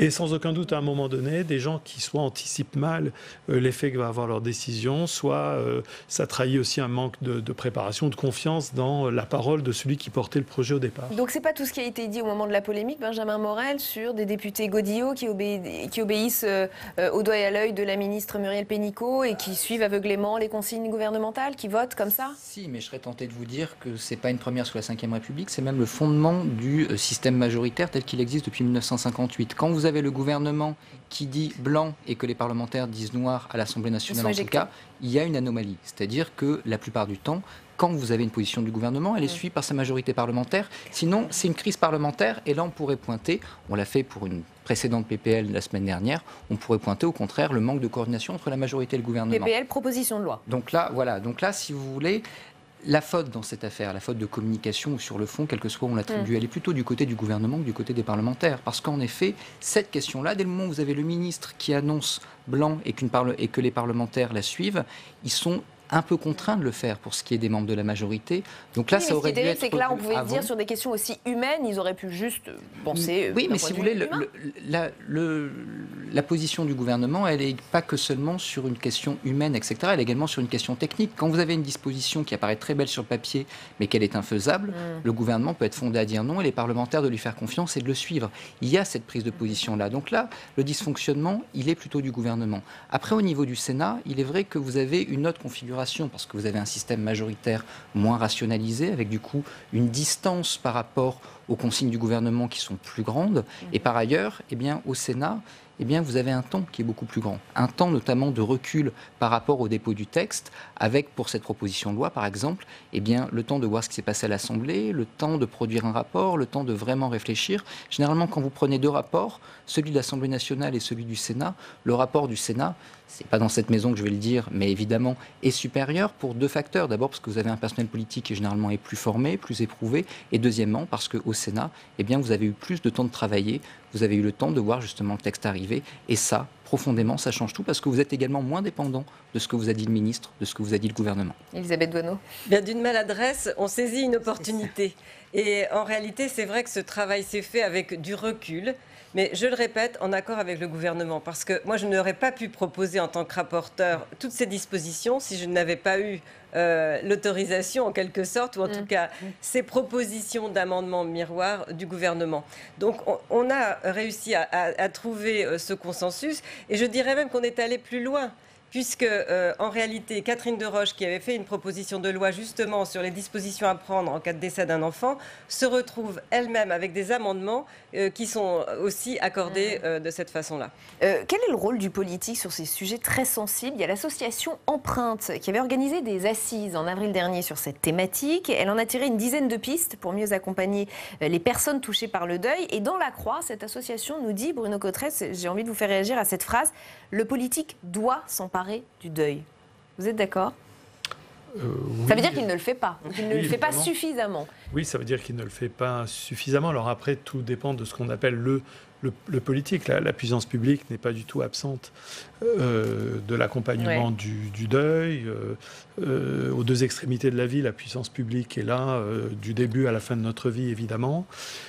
Par contre, si on me dit le politique au sens qu'il faudrait qu'il y ait une impulsion d'une politique publique qui soit une politique publique d'accompagnement de la fin de la vie, allant jusqu'à l'accompagnement des situations de deuil précoce, comme dans le cas qui nous occupe ce soir. Oui, sans aucun doute qu'il y a là un chantier qui serait intéressant et qui parlerait aux Français à un moment donné où la parole publique souvent semble très désincarnée, très théorique, alors que là, ce sont des enjeux, au contraire, qui pourraient être très facilement saisis par la population. Françoise Cartron, le politique doit s'emparer du deuil? Alors je sais pas si c'est doit, mais en tout cas, il faut qu'il soit présent, parce que je pense que ce qui caractérise beaucoup de ressenti de nos concitoyens, c'est de se sentir seuls. Oui. Dans beaucoup de situations, ils se sentent seuls, ils se sentent abandonnés. Imaginez que dans un drame pareil, ils se sentent vraiment très seuls. Et il faut qu'ils sachent que quelque part, et c'est l'intérêt de cette proposition de loi, quelque part, le politique a pensé un certain nombre de dispositions pour accompagner ces personnes au rythme où elles le demandent, au rythme où elles en ont besoin, sans rien leur imposer, mais leur dire très fortement que la solidarité nationale, elle est là dans ces moments extrêmes. Et je crois que c'est important parce qu'on a ce sentiment d'abandon, de se dire que on est tout seul. Alors en plus, vous êtes confronté à des démarches administratives qui sont incompatibles avec ce que vous vivez dans l'instant et dans les semaines. Donc il y a une espèce de deux mondes qui s'affrontent, un monde qui serait du réel. Oui, mais qui serait très dur, très vraiment agressif quelque part pour ces familles-là. Et puis, le monde de ces familles qui sont dans la peine et dans l'émotion. Et c'est sans doute là la place du politique pour donner du temps, redonner du délai par rapport à, vous savez, du jour au lendemain, l'enfant est décédé, hop, vous n'êtes plus en l'oreille de toutes les tablettes, d'une façon très dure. On a aussi le psychologue Pascal Anger qui nous dit « Légiférer sur ces questions, c'est la manière dont la société peut répondre à cette épreuve pour laquelle il n'y aura jamais assez de jours de congé. » Et en clair, ce qu'il nous dit, c'est que les chartes, les textes, les lois, en fait, ce sera toujours un catalogue de bonnes intentions. C'est un catalogue de bonnes intentions, mais c'est plus que ça, surtout si on prévoit un accompagnement. Si vous voulez, quand on est dans une période de municipale et quand aujourd'hui on interroge les maires, souvent les maires sont assez embêtés, notamment avec la compétence funéraire, tout bêtement parce qu'aujourd'hui, avec la sécularisation de la société, vous avez de plus en plus de gens qui demandent un enterrement, mais pas un enterrement religieux, mais en même temps des proches qui demandent un peu de sacralité et qui demandent de l'accompagnement. Jadis, vous aviez en effet l'Église qui jouait ce rôle-là. Aujourd'hui, l'Église, tout un tas de raisons, l'assume moins, ou en tout cas ne l'assume pas auprès de chacun, donc parce que certains ne le veulent pas. Ça retombe sur les épaules du politique. Et ça retombe sur les épaules, en effet, du politique au sens des pouvoirs publics. Et là, pour le coup, il y a un vrai rôle à jouer. Alors on pourrait détourner le regard en disant que ce n'est pas du domaine du politique, peut-être. Pourtant, c'est une demande. Dès le moment où c'est une demande, eh bien, c'est un sujet qui devient politique. Et puis, il faut bien que quelqu'un le fasse, Elisabeth Doineau. Je pense que la mort reste un sujet tabou dans notre société. Et alors que la puissance publique puisse intervenir, là, ça va être le cas avec un certain nombre de mesures qui sont très attendues, je le rappelle, par les associations. Nous ne les avons pas inventées, elles ont été co-construites. Et donc, cet ensemble de mesures vont leur permettre d'être accompagnés s'ils le souhaitent. Parce que c'est ça aussi. Certaines personnes ont besoin de travailler plutôt que d'autres. Certains ont besoin d'être pris en charge par un psychologue, voire d'autres médecins, le médecin du travail pour d'autres. Après, c'est aussi les enfants qui ont besoin du soutien de leurs parents. Donc, l'idée d'avoir aussi un congé qui soit fractionnable, en tout cas qui peut être pris à différents moments de la vie, ça peut être intéressant. Évidemment, pendant un an après le décès, on est obligé de se restreindre aussi. Mais je pense que cette idée d'être là peut-être pendant les petites vacances qui suivent avec les enfants, il faut aussi le voir. Le fait aussi de permettre aussi un soutien, mais vraiment très fort sur le plan administratif est très attendu. Et on s'arrêtera là. Merci infiniment à tous les quatre d'avoir participé à ce Sénat en clair.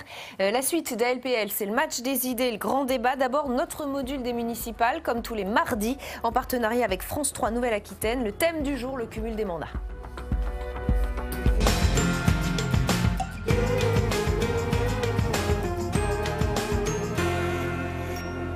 Un maire peut-il cumuler d'autres mandats ? Mais bien sûr, voyons. La France est réputée comme la spécialiste du cumul des mandats en Europe. We are the champions, comme on dit outre-Manche. Le cumul des mandats, c'est le fait d'exercer en même temps plusieurs mandats différents. Par exemple, un maire va aussi être président de la communauté des communes, conseiller régional, député et même président de la République, tant qu'on y est, hein. Non, sans rire, pour éviter ce genre de situation où une personne s'accapare toutes les fonctions, diverses réformes sont apparues depuis les années 2000. Parmi les plus importantes, les lois du 14 février 2014 qui ont interdit aux maires de siéger au Parlement. C'est-à-dire qu'un maire ne peut plus être député ou sénateur. Il leur est aussi interdit d'être président d'un conseil régional ou départemental. En revanche, un maire peut encore être conseiller départemental ou conseiller régional. Cette loi du non-cumul est depuis longtemps critiquée et risque peut-être de changer. En janvier 2019, Emmanuel Macron évoquait la possibilité de rétablir le cumul des mandats pour les maires des petites communes.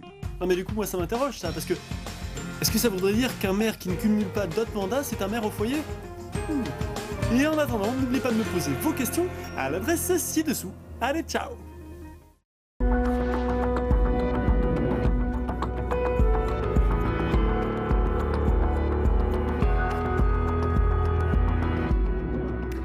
Et bienvenue si vous nous rejoignez sur Public Sénat. Allons plus loin encore ce soir. Nous sommes ensemble pendant 1 heure. Voici le programme, c'est parti. Dans une demi-heure, notre grand débat. On va s'arrêter sur les mesures prises pour gérer le coronavirus en France et ailleurs en Europe. Et surtout en Italie où la situation se complique très sérieusement. Ce ne sont plus 2, mais 3 régions qui sont touchées. Lombardie, Sicile, Toscane. Faut-il pour autant céder à la psychose? Ce n'est pas ce que fait notre gouvernement. Le nouveau ministre de la Santé est même plutôt rassurant. Pas de malades en France. Mais est-ce que ça pourra durer longtemps? L'Hexagone gère-t-il la crise mieux que les autres? #ALPL pour réagir sur Twitter. Durant 7 heures, nous irons comme tous les soirs en salle des conférences pour recueillir les réactions des sénateurs et sénatrices. Ce sera aujourd'hui avec vous, Steve Jourdain. Justement, le gouvernement gère-t-il bien cette crise du coronavirus? On en parlera avec Bernard Jomier, sénateur PS de la ville de Paris, dans un instant. A tout à l'heure, Steve. D'abord, notre match des idées spécial municipal. Confrontation de point de vue ce soir entre Nicolas Corato et Jad Zahab. On va s'arrêter sur ces ministres qui sont tête de liste. On en parle assez peu, mais il y en a quelques-uns pourtant. Édouard Philippe, candidat au Havre, ça on le sait, mais il y a aussi Gérald Darmanin à Tourcoing. Et ce qu'on sait encore moins, c'est que le ministre de la Culture, Franck Riester, est tête de liste à Coulommiers, en Seine-et-Marne. Tout cela pose un certain nombre de questions pour les électeurs. Les ministres peuvent-ils exercer correctement leurs fonctions nationales tout en faisant campagne? Et s'ils gagnent, que se passera-t-il? Eh ben, on va ouvrir cette discussion avec nos invités juste après les détails de Jérémy Heinzmann. Ministres et candidats. Sur les 37 membres du gouvernement, 11 d'entre eux se présentent aux élections municipales. C'est le cas du Premier ministre Édouard Philippe et de 4 autres ministres, Gérald Darmanin, Franck Riester, Marc Fesneau et Sébastien Lecornu. Ça n'a échappé à personne. Oui, mesdames et messieurs, je suis candidat à la mairie du Havre. Édouard Philippe est tête de liste au Havre, où il a été maire de 2010 à 2017. S'il est élu, il restera à Matignon et laissera la place à Jean-Baptiste Gastine. À Tourcoing, Gérald Darmanin, ministre de l'Action et des Comptes Publics, est lui aussi tête de liste, tout comme Franck Riester à Coulommiers. Le ministre de la Culture restera au gouvernement en cas de victoire. Autres candidats, Marc Fesneau, ministre des Relations avec le Parlement à Marchenoir dans le Loir-et-Cher, et Sébastien Lecornu, ministre des Collectivités territoriales à Vernon. 6 secrétaires d'État sont également candidats sur des listes municipales. Geneviève Darrieussecq à Mont-de-Marsan, Gabriel Attal à Vanves, Jean-Baptiste Djebari à Limoges, Christelle Dubos à Sadirac en Gironde, Marlène Schiappa et Agnès Pannier-Runacher, respectivement candidates dans le 14e et le 16e arrondissement de Paris. En cas de défaite de la liste d'un membre du gouvernement, la majorité assure qu'il n'y aura aucune conséquence. Et la légitimité du ministre ne procède pas du fait qu'il soit élu parlementaire ou élu local. Donc on encourage ceux qui le souhaitent à être élus local parce que c'est une très belle fonction au service de nos concitoyens. Mais le fait d'avoir été battu dans une élection locale ne présage pas de votre destin ministériel. Est-ce que ça veut dire que la majorité... L'exécutif a cependant fixé à partir de cette semaine plusieurs règles de campagne pour ses candidats. Ne pas utiliser les fonds de l'État, limiter sa communication et éviter les déplacements électoraux dans le cadre des fonctions gouvernementales. Et avec nous pour ce match des idées spéciales municipales, Jad Zahab, bienvenue, essayiste, président fondateur du Parlement des étudiants. Nicolas Corato, bienvenue à vous. Bonsoir également, Rebecca. Fondateur du think tank Place de la République. Merci à tous les deux d'être ici. Ministre et tête de liste au municipal ou même candidat, ça pose un problème, Nicolas Corato, ou pas? Je pense qu'il faut qu'on regarde un peu en volume parce qu'on a fait les comptes. Il y a à peu près 35 ministres et secrétaires d'État dans le gouvernement d'Édouard Philippe et j'en compte 10 ministres et secrétaires d'État actuellement dans des listes, alors en tête de liste ou candidat ou sur des listes, et puis 2 en attente. Donc on a à peu près un tiers de l'équipe du gouvernement qui est mobilisée ou mobilisable sur la campagne des municipales. On peut faire de l'histoire politique, c'est pas la première fois qu'on a beaucoup de candidats à des élections. Voilà, c'est la première fois depuis qu'il y a des règles aussi de cumul des mandats. C'est-à-dire que ce qui est un peu étonnant pour les Français, c'est qu'ils ont, je pense, bien intégré la règle du cumul des mandats, et comment on leur explique aujourd'hui que des ministres sont en même temps en campagne pour devenir maire ou conseillers municipaux. Donc il y a un vrai sujet de lisibilité de l'action du gouvernement. Vous faites la seconde partie de votre émission sur le coronavirus, on a la réforme des retraites, enfin on a le terrorisme qui est toujours présent, bref on a un gouvernement dont on attend qu'il soit à 100% au service des Français, avec une situation de crise quand même actuellement. C'est compliqué d'expliquer. Une petite nostalgie quand même du cumul des mandats finalement. Je pense que c'est moins une nostalgie que l'effet du nouveau monde, de cette République en marche qui cherche des nouvelles figures et qui a du mal à trouver des candidats d'une certaine manière sur le terrain. Soyons pragmatiques. Et qui va peut-être piocher dans ces têtes de liste, mais les têtes de liste de la République en marche, elles sont toutes au gouvernement. Donc à un moment, il faut aussi qu'ils aillent sur le terrain. Et je pense que c'est une volonté aussi de créer ce réseau local d'élus locaux. Et il n'y a que les ministres aujourd'hui qui sont à capacité un peu d'incarner des figures de style de ce gouvernement. Donc c'est compliqué, hein. Un tiers du gouvernement en campagne, il faut tenir. Oui, c'est beaucoup. Jadza ? Oui, je crois que, en effet, ce qui a été dit est vrai. Le gouvernement veut montrer qu'il est proche du terrain et qu'on peut encore être à l'écoute des territoires. Ce qui me pose problème, c'est pas tellement la question du cumul des mandats, puisque depuis un certain nombre d'années, on ne peut plus être à la fois au gouvernement et tête d'un exécutif dans un exécutif local.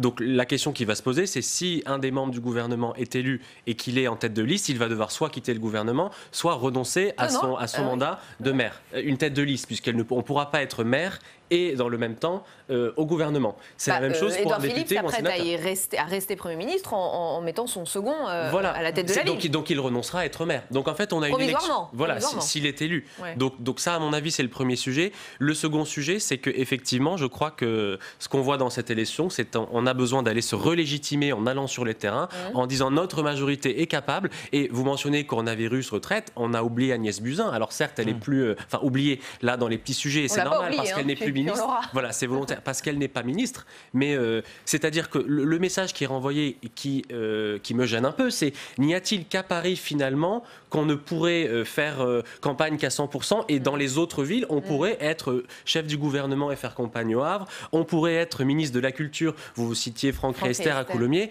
il y a un examen qui arrive la semaine prochaine en commission culture à l'Assemblée nationale sur la réforme de l'audiovisuel public. Oui. Franck Riester va le porter la semaine prochaine et dans 3 semaines en séance. Donc finalement, peut-on faire les deux ? C'est plutôt ça qui me gêne. Parce que ça donne l'impression qu'aujourd'hui, on a des gens qui sont au gouvernement par opportunité calendaire et que finalement, soit on se prépare à un éventuel remaniement en se disant je vais assurer mes arrières et comme ça je peux retomber. Mais c'est ça qui est gênant, j'allais dire, pour la lisibilité comme vous le disiez, mais surtout pour l'éthique que les élus ont aujourd'hui. Soit on est pleinement ministre, soit on quitte le gouvernement et on dit je prends mon risque, je me présente face aux électeurs et si je ne suis pas élu, eh bien j'en assumerai les conséquences. Il y a un certain nombre d'électeurs et d'élus qui voient d'un mauvais œil ces candidatures de ministres. La semaine dernière, lors des questions au gouvernement, la sénatrice LR Florence Lassarade a posé cette question.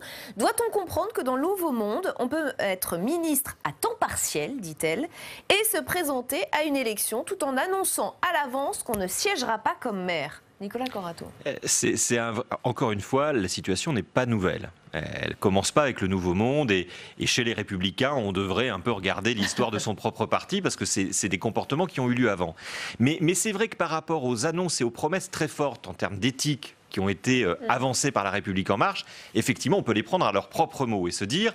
Quand vous êtes électeur et que vous êtes au Havre et qu'on vous propose d'élire Édouard Philippe comme maire, tout en sachant que s'il est élu, il y a 9 chances sur 10 pour qu'il ne soit pas le maire qu'il vous a promis d'être. En tout cas, 2 ans. En tout cas, pas pendant 2 ans ou pas pendant 6 mois. Enfin, bref, pendant un moment où il l'aura lui-même décidé ou pas d'ailleurs. C'est pas lui qui aura la décision. Ça pose quand même un problème politique et électoral local. C'est-à-dire qu'il y a un moment, les électeurs, et c'est ça aussi peut-être le Nouveau Monde, sont devenus des adultes responsables.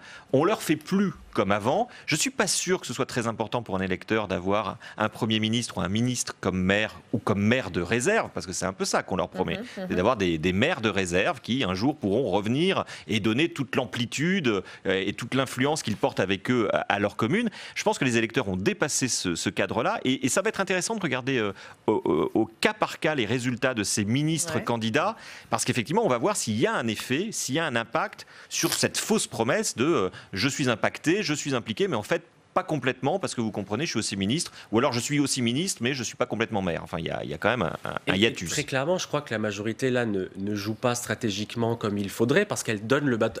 Oui, c'est ça. Elle donne le bâton pour se faire battre, puisqu'on a tendance à dire que les élections municipales sont souvent l'occasion pour les électeurs d'aller sanctionner le gouvernement en place. C'est ce qui se passe très souvent aux élections municipales. Et là, ça nationalise le Voilà, c'est-à-dire qu'on est en train de dire les ministres vont au combat, et j'ai l'impression qu'on va nous dire si ces ministres gagnent, on va nous dire c'est une victoire pour la majorité, et s'ils perdent, on va nous dire non, mais comme ils étaient ministres en même temps, ils n'ont pas pu faire campagne à part entière. Il faut néanmoins redire, vous disiez c'est pas très éthique, je suis d'accord avec vous, c'est légal. Il faut bien dire que là, pour le coup, on a le droit de se présenter, et effectivement, sur la lisibilité de pour qui on vote, je crois que là, il y a un vrai sujet, et c'est ça qui, à mon sens, n'est pas à la hauteur des... Voilà, on est dans une époque où les citoyens attendent de la responsabilité, une exigence éthique de la part des dirigeants. Là, on a l'impression qu'effectivement, soit on est dans le coup d'après, on est en train de se préparer à... Donc dans la tactique politique, dans quelque chose qui n'est pas tout à fait le terrain des Français. Ça peut être gênant. Deuxième thème de ce match spécial municipal, notre point hebdomadaire sur la campagne parisienne. Quel fait marquant depuis une semaine? Les programmes d'abord. Ils se précisent de plusieurs côtés, du côté de Rachida Dati, du côté d'Agnès Buzyn, avec quelques similitudes. On en a déjà beaucoup parlé hier avec Jérôme Fourquet. Un point sondage maintenant. On a choisi celui d'Odoxa. Agnès Buzyn gagne 7 points. Elle est à 22% d'opinion favorable. Les sondés saluent, je cite, l'attitude courageuse et le sacrifice de l'ancienne ministre de la Santé. Rachida Dati prend 5 points supplémentaires. Elle est aussi à 22%. Qu'en pense Philippe Dominati? Le sénateur de Paris rattaché au groupe LR est en salle des conférences avec Steve Jourdain. Oui, Philippe Dominati, bonjour. Un sondage Odoxa indique que Rachida Dati remonte dans les sondages. Elle est bonne, cette campagne de Rachida Dati ? Ce qu'il y a de bien, c'est de pouvoir sensibiliser, intéresser les Parisiens à la vie de la cité. Et sur ce plan-là, elle est bonne parce qu'elle va dans des quartiers populaires où d'habitude, on n'a pas l'habitude de voir un candidat de notre famille politique y aller. Le même sondage Odoxa indique qu'à droite, les sympathisants ont une bonne image, une bonne opinion d'Agnès Buzyn. Elle vous inquiète, Agnès Buzyn ? Non, elle ne m'inquiète pas. Pourquoi elle m'inquiéterait? Je dirais, il est bon à un moment du débat démocratique pour Paris, qui est une ville maltraitée par une gouvernance qui a échoué dans beaucoup de domaines, la propreté, la sécurité, la gestion de la ville, une dette monumentale en quelques années, la pléthorite de personnel, 10 000 fonctionnaires de plus. Il est normal que ce débat ait lieu et Agnès Buzyn peut apporter dans ce débat une vision, parfois proche, parfois très différente de celle de Dati, mais de toute façon, c'est une bonne chose. Justement, Agnès Buzyn, elle axe sa campagne sur la propreté, sur la sécurité. Elle est de droite, Agnès Buzyn ? Sur ces sujets-là, oui, manifestement. Donc par contre, je ne peux pas partager sa vision lorsqu'elle se boboise avec Ganzer, par exemple, qui représente 1% des voix dans le 6e arrondissement, ou lorsqu'elle prend pour référence Delanoë, puisque finalement, Anne Hidalgo, c'est la continuité de la politique menée par Bertrand Delanoë. Et peut-être en quelques mots, qu'est-ce qui distingue les deux candidates aujourd'hui ? Agnès Buzyn, Rachida Dati. L'une était membre du gouvernement, et c'est la candidate du président de la République et du gouvernement. L'autre est une candidate de l'opposition, mais ce qu'il y a de certain, c'est que pour moi, ma première priorité, c'est l'alternance à l'hôtel de ville, et il faudra à un moment donné que les candidatures éventuellement se rejoignent dans la perspective du second tour. En quelques mots, elle va se jouer sur la sécurité, cette élection à Paris ? Non, elle va se jouer sur l'état d'esprit général, sur le renouveau de certaines listes. Il faut bien reconnaître qu'à droite, l'union n'a pas pu être faite, notamment dans les arrondissements de l'Ouest, dans le 15e, dans le 16e, dans le 8e. Dans un certain nombre d'arrondissements, ça ne fonctionne pas. On a voulu conserver des chapelles et ça, c'est le mauvais côté du parti. Merci beaucoup, Monsieur Dominati, d'avoir répondu à mes questions. C'est à vous, Rebecca. Merci beaucoup Steve. C'est du tout Sophie Hidalgo du côté de Philippe Dominetti, Jadzab. Très clairement, c'est-à-dire que là, quand on lui pose la question ce qui les différencie, il nous dit tout de suite Agnès Buzyn, c'est la candidate du gouvernement. Ce qui en soi n'est pas faux, c'est la candidate de la majorité. Mais là où il va falloir se distinguer, c'est sur les programmes. Et je crois qu'on arrive là tout de suite à la première limite de cette campagne. On est à un peu moins de 3 semaines. Je ne crois pas avoir vu, mais peut-être j'ai tort, je ne crois pas avoir vu le programme de Rachida Dati. On a le programme d'Agnès Buzyn, et même pas tout à fait. Benjamin Griveaux avait présenté le jour avant qu'il démissionne, enfin avant qu'il jette l'éponge, si vous me permettez l'expression. Il avait présenté les grandes lignes. Agnès Buzyn a dit on va reprendre la majorité, mais on va mettre de côté un certain nombre de propositions excentriques. Voilà, tout à fait. Mais on a encore là, et je crois que c'est la démonstration que finalement l'élection à Paris est une élection éminemment politique, partisane. On nous parle d'alternance, on nous parle de... Il ne l'a pas dit comme ça, de tout sauf Hidalgo, sur l'idée qu'il faut en finir avec la gouvernance de la Noé qu'il mentionnait à l'instant. Et donc on est sur l'idéologie à 100%, sur les clans. Et si je peux me permettre, malgré tout, on parlait de Rachida Dati, la droite est divisée... à Paris, Rachida Dati, c'est pas complètement une candidate du renouveau. Elle est quand même maire du 7e depuis un certain nombre d'années. Elle est implantée dans le 7e arrondissement à Paris. Mais c'est la petite surprise de cette campagne quand même. C'est la surprise, mais j'allais dire c'est la surprise sans programme. Et j'espère que les électeurs, moi je vote à Paris, j'espère que les électeurs, en tout cas c'est mon cas, voteront sur les programmes. Parce qu'on nous dit la sécurité, la salubrité, quand monsieur le sénateur nous dit c'est un programme de droite, non, je ne crois pas que la sécurité et la salubrité ce soit de droite. C'est d'intérêt général. Et je termine là-dessus. Il parlait des candidatures qui pourraient éventuellement se rassembler au second tour. Est-ce que c'est-à-dire que Rachida Dati et Agnès Buzyn pourraient former une majorité de gouvernement? Je n'en suis pas certain. Mais si on pouvait faire passer les sujets avant les chapelles, ce serait une victoire pour la ville. Philippe Dominetti nous dit aussi que Rachida Dati va dans des quartiers où les LR n'allaient pas avant, où la droite n'allait pas avant. C'est vrai, et elle va beaucoup dans les habitats sociaux. On l'a vu dans le 19e, dans des zones compliquées. Ça dit quelque chose de ce qu'elle pense et de son elle y est programme. assez bien accueillie. Elle est passée à la Goutte d'Or, par exemple, dans des quartiers où, il faut bien le dire, d'autres candidats ne sont jamais allés dans les élections précédentes. Donc oui, elle a ce côté très disruptif, très provocateur presque de Nicolas Sarkozy. Elle est de cette école-là. Donc elle va, quand elle va à la Goutte d'Or, on a l'impression qu'elle rejoue, je ne sais pas si vous avez vu les images, mais elle rejoue le côté d'Argenteuil sur la dalle. Il y a une personne qui l'interpelle d'une fenêtre. Elle lui dit oui, elle lui dit pas on va vous nettoyer tout ça ma bonne dame, mais on voit à peu près la similitude.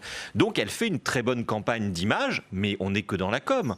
C'est-à-dire, effectivement, moi je suis d'accord, si les deux sujets à Paris, c'est propreté et sécurité, mais il faut qu'on arrête tout de suite la campagne. Parce que la sécurité, on va vite en parler, Paris est la ville la mieux dotée de France en termes de force policière.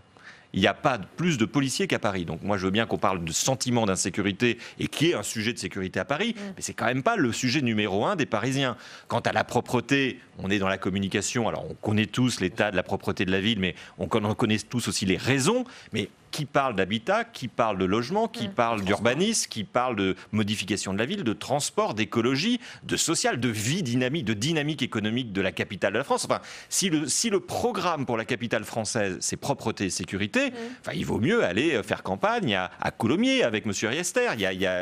Ça n'a aucun intérêt pour Paris. Mais pour le moment, effectivement, on n'a pas de programme. Vous disiez que Rachida Dati rejoue un peu Nicolas Sarkozy. Il y a quelques jours, elle a fait une déclaration suite aux tragiques attaques en Allemagne en disant c'est la faute de l'immigration. Donc là, on sent poindre un peu le Sarkozy de l'époque.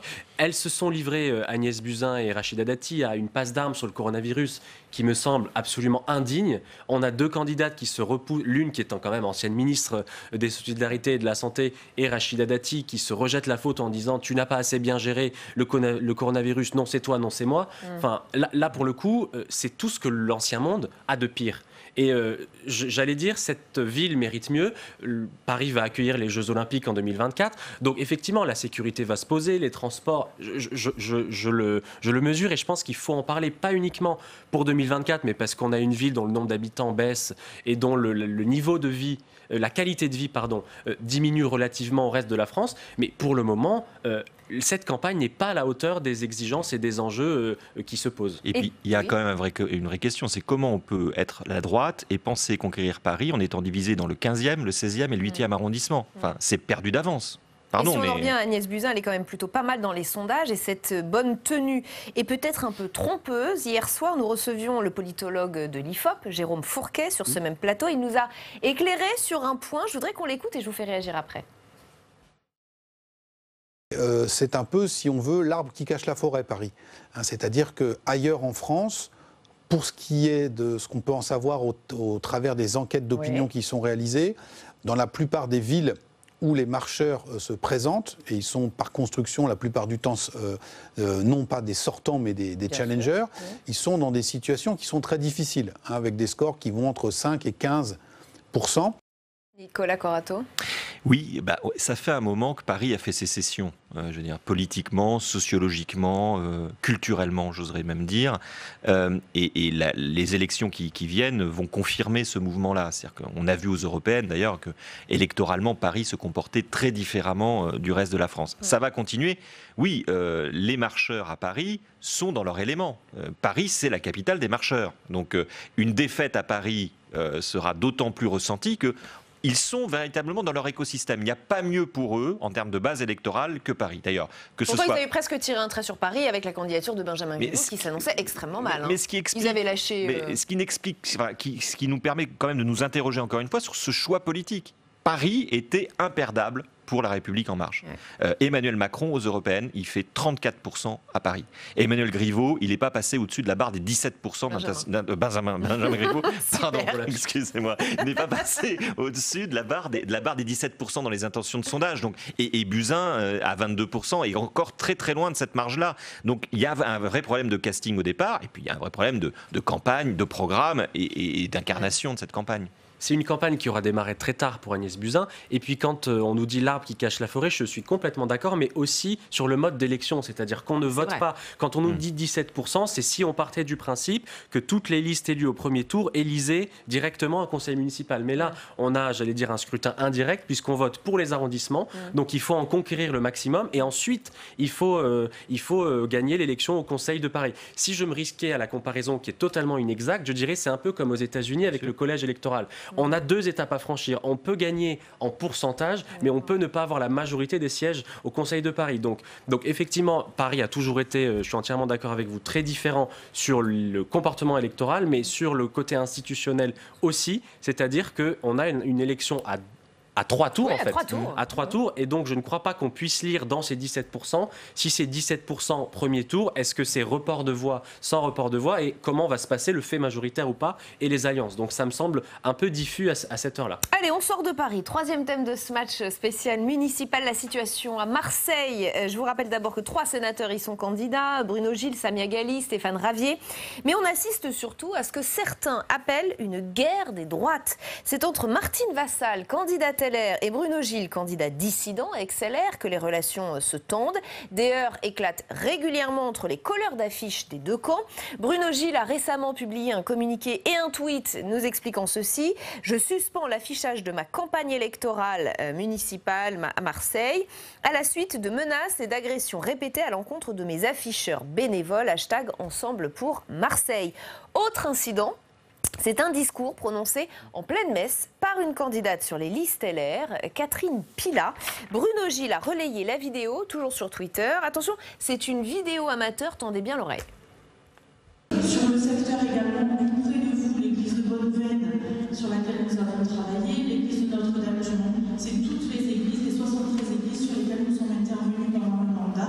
40 millions d'euros qui ont été mis à disposition de ces lieux de culte.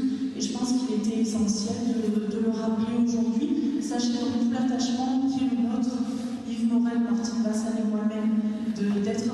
Je vous avais dit, il fallait tendre l'oreille, on n'entendait pas très bien, mais en gros, elle vante clairement le bilan dans un lieu de culte. Qu'est-ce que ça vous inspire, Jad Zahab ? Alors, je suis content que vous me posiez la question parce que on nous parle de laïcité constamment. On nous dit qu'il faut séparer strictement ce qui relève du religieux et ce qui relève du politique. Là, on est en flagrant délit de totale disruption. On a l'immersion du fait politique à l'Église. Ça me choque très profondément, et je pense qu'il faut le redire, surtout dans le contexte actuel où cette famille politique, c'est quand même les Républicains. On sait que la famille, les Républicains dans le sud de la France, est plutôt, disons, d'une ligne traditionnaliste. En fait, quand on nous dit la laïcité, ça cible très particulièrement certains et certaines des Françaises et des Français, en l'occurrence l'islam, il faut être très direct.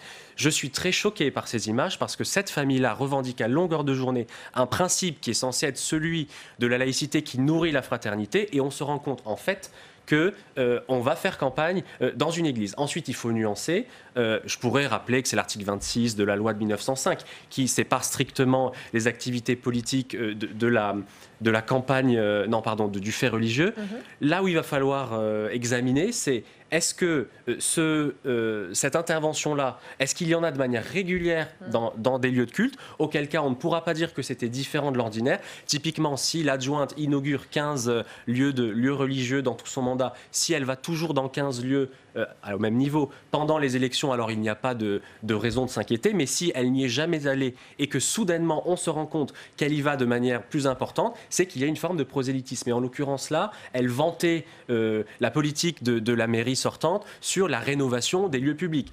Donc on peut très bien avoir l'impression qu'on est en train d'aller, j'allais dire, s'adresser à une certaine communauté pour attirer les votes. Donc, ça s'appelle du clientélisme. Voilà, et c'est très choquant, et je crois que là-dessus, il faut le redire de manière ferme. Nicolas. Oui, ça s'appelle du clientélisme. Je rejoins quand même cette condamnation très ferme, même si on ne connaît pas les circonstances précises, mais effectivement c'est interdit par la loi d'organiser des manifestations politiques dans des lieux de culte, et la laïcité c'est pas géométrie variable, c'est pas valable pour les uns et pas valable pour les autres. Enfin, je veux dire, il faut être très clair. J'attends quand même une réaction aussi de l'Église. Je rappelle quand même que la conférence des évêques en 2017 avait fait passer des messages pendant les offices partout en France pour appeler les fidèles à voter, à participer à la primaire de la droite. C'est pareil, enfin, je pense que l'Église à chaque fois elle perd quand elle va sur ce terrain-là. Après, effectivement, on n'est jamais à l'abri du clientélisme. Et la réfection des églises est un sujet extrêmement important dans ces élections municipales. On en a beaucoup parlé depuis 2 ans, les églises de France qui tombent en ruine, celles qui sont vendues, il y a eu des reportages télé à voiture. Voilà, Stéphane Bern a lancé un loto pour sauver une grande partie de nos églises, et y compris à Paris.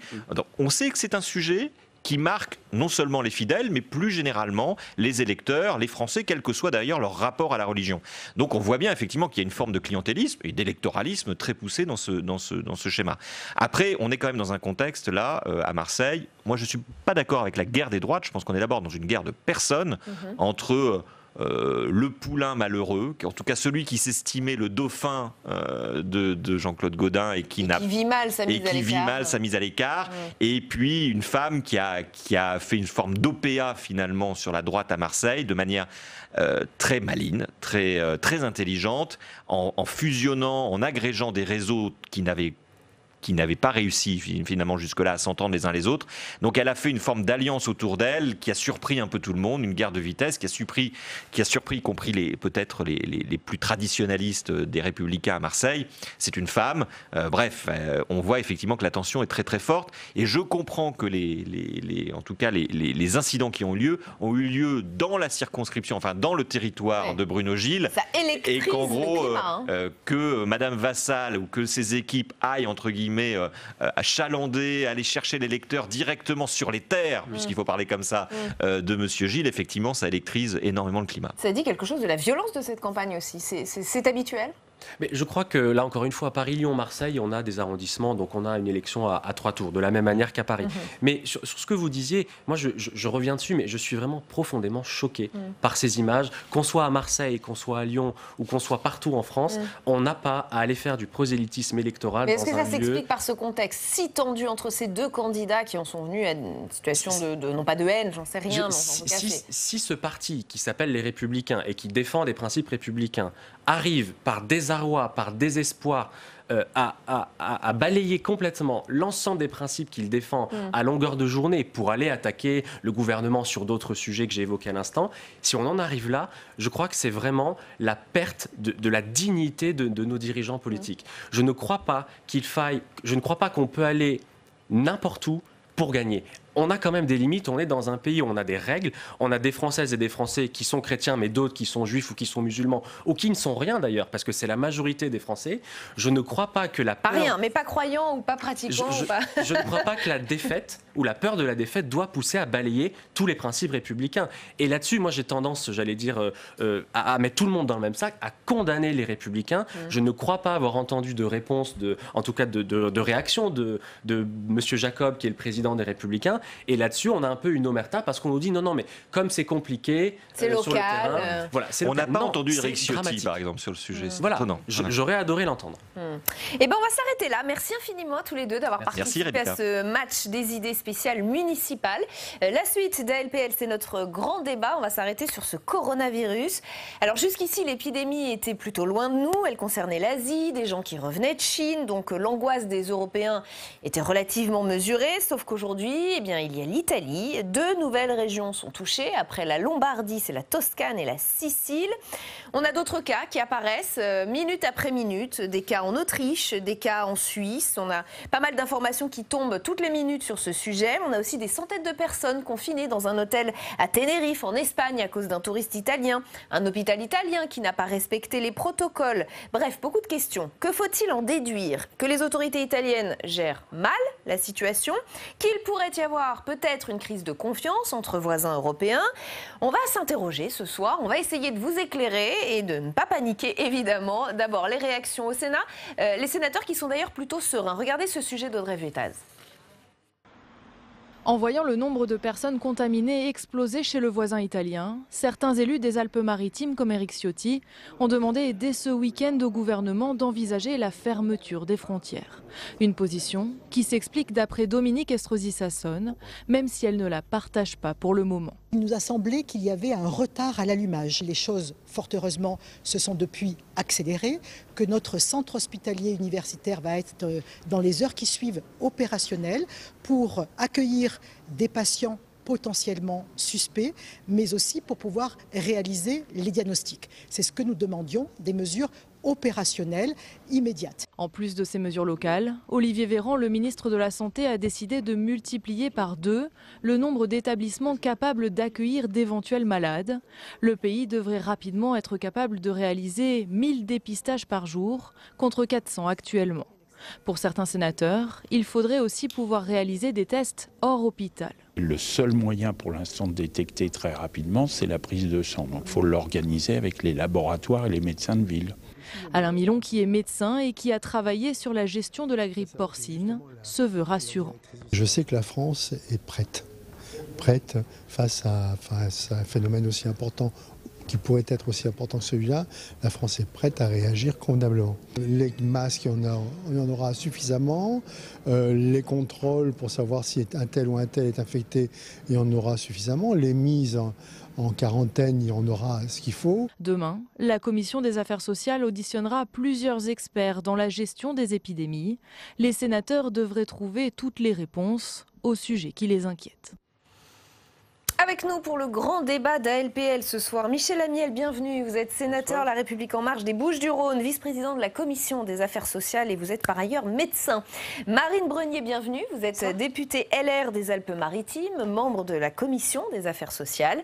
Anne-Marie Moulin, bienvenue à vous également. Vous êtes médecin, philosophe, directrice de recherche émérite au CNRS, spécialiste de la médecine tropicale.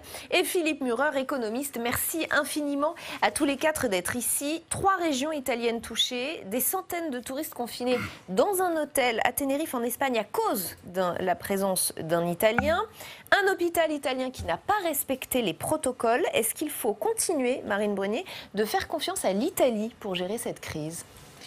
Je crois qu'aujourd'hui, la priorité pour la France, elle est surtout de mettre en place un dispositif suffisant pour pouvoir accueillir les futurs patients. On y viendra. Pardonnez-moi, ce sera effectivement, on viendra à ce que fait la France et met en place la France. Moi, je voudrais qu'on parle de cette confiance que ont les États entre eux ou pas. L'Italie, aujourd'hui, semble gérer différemment la crise de nous.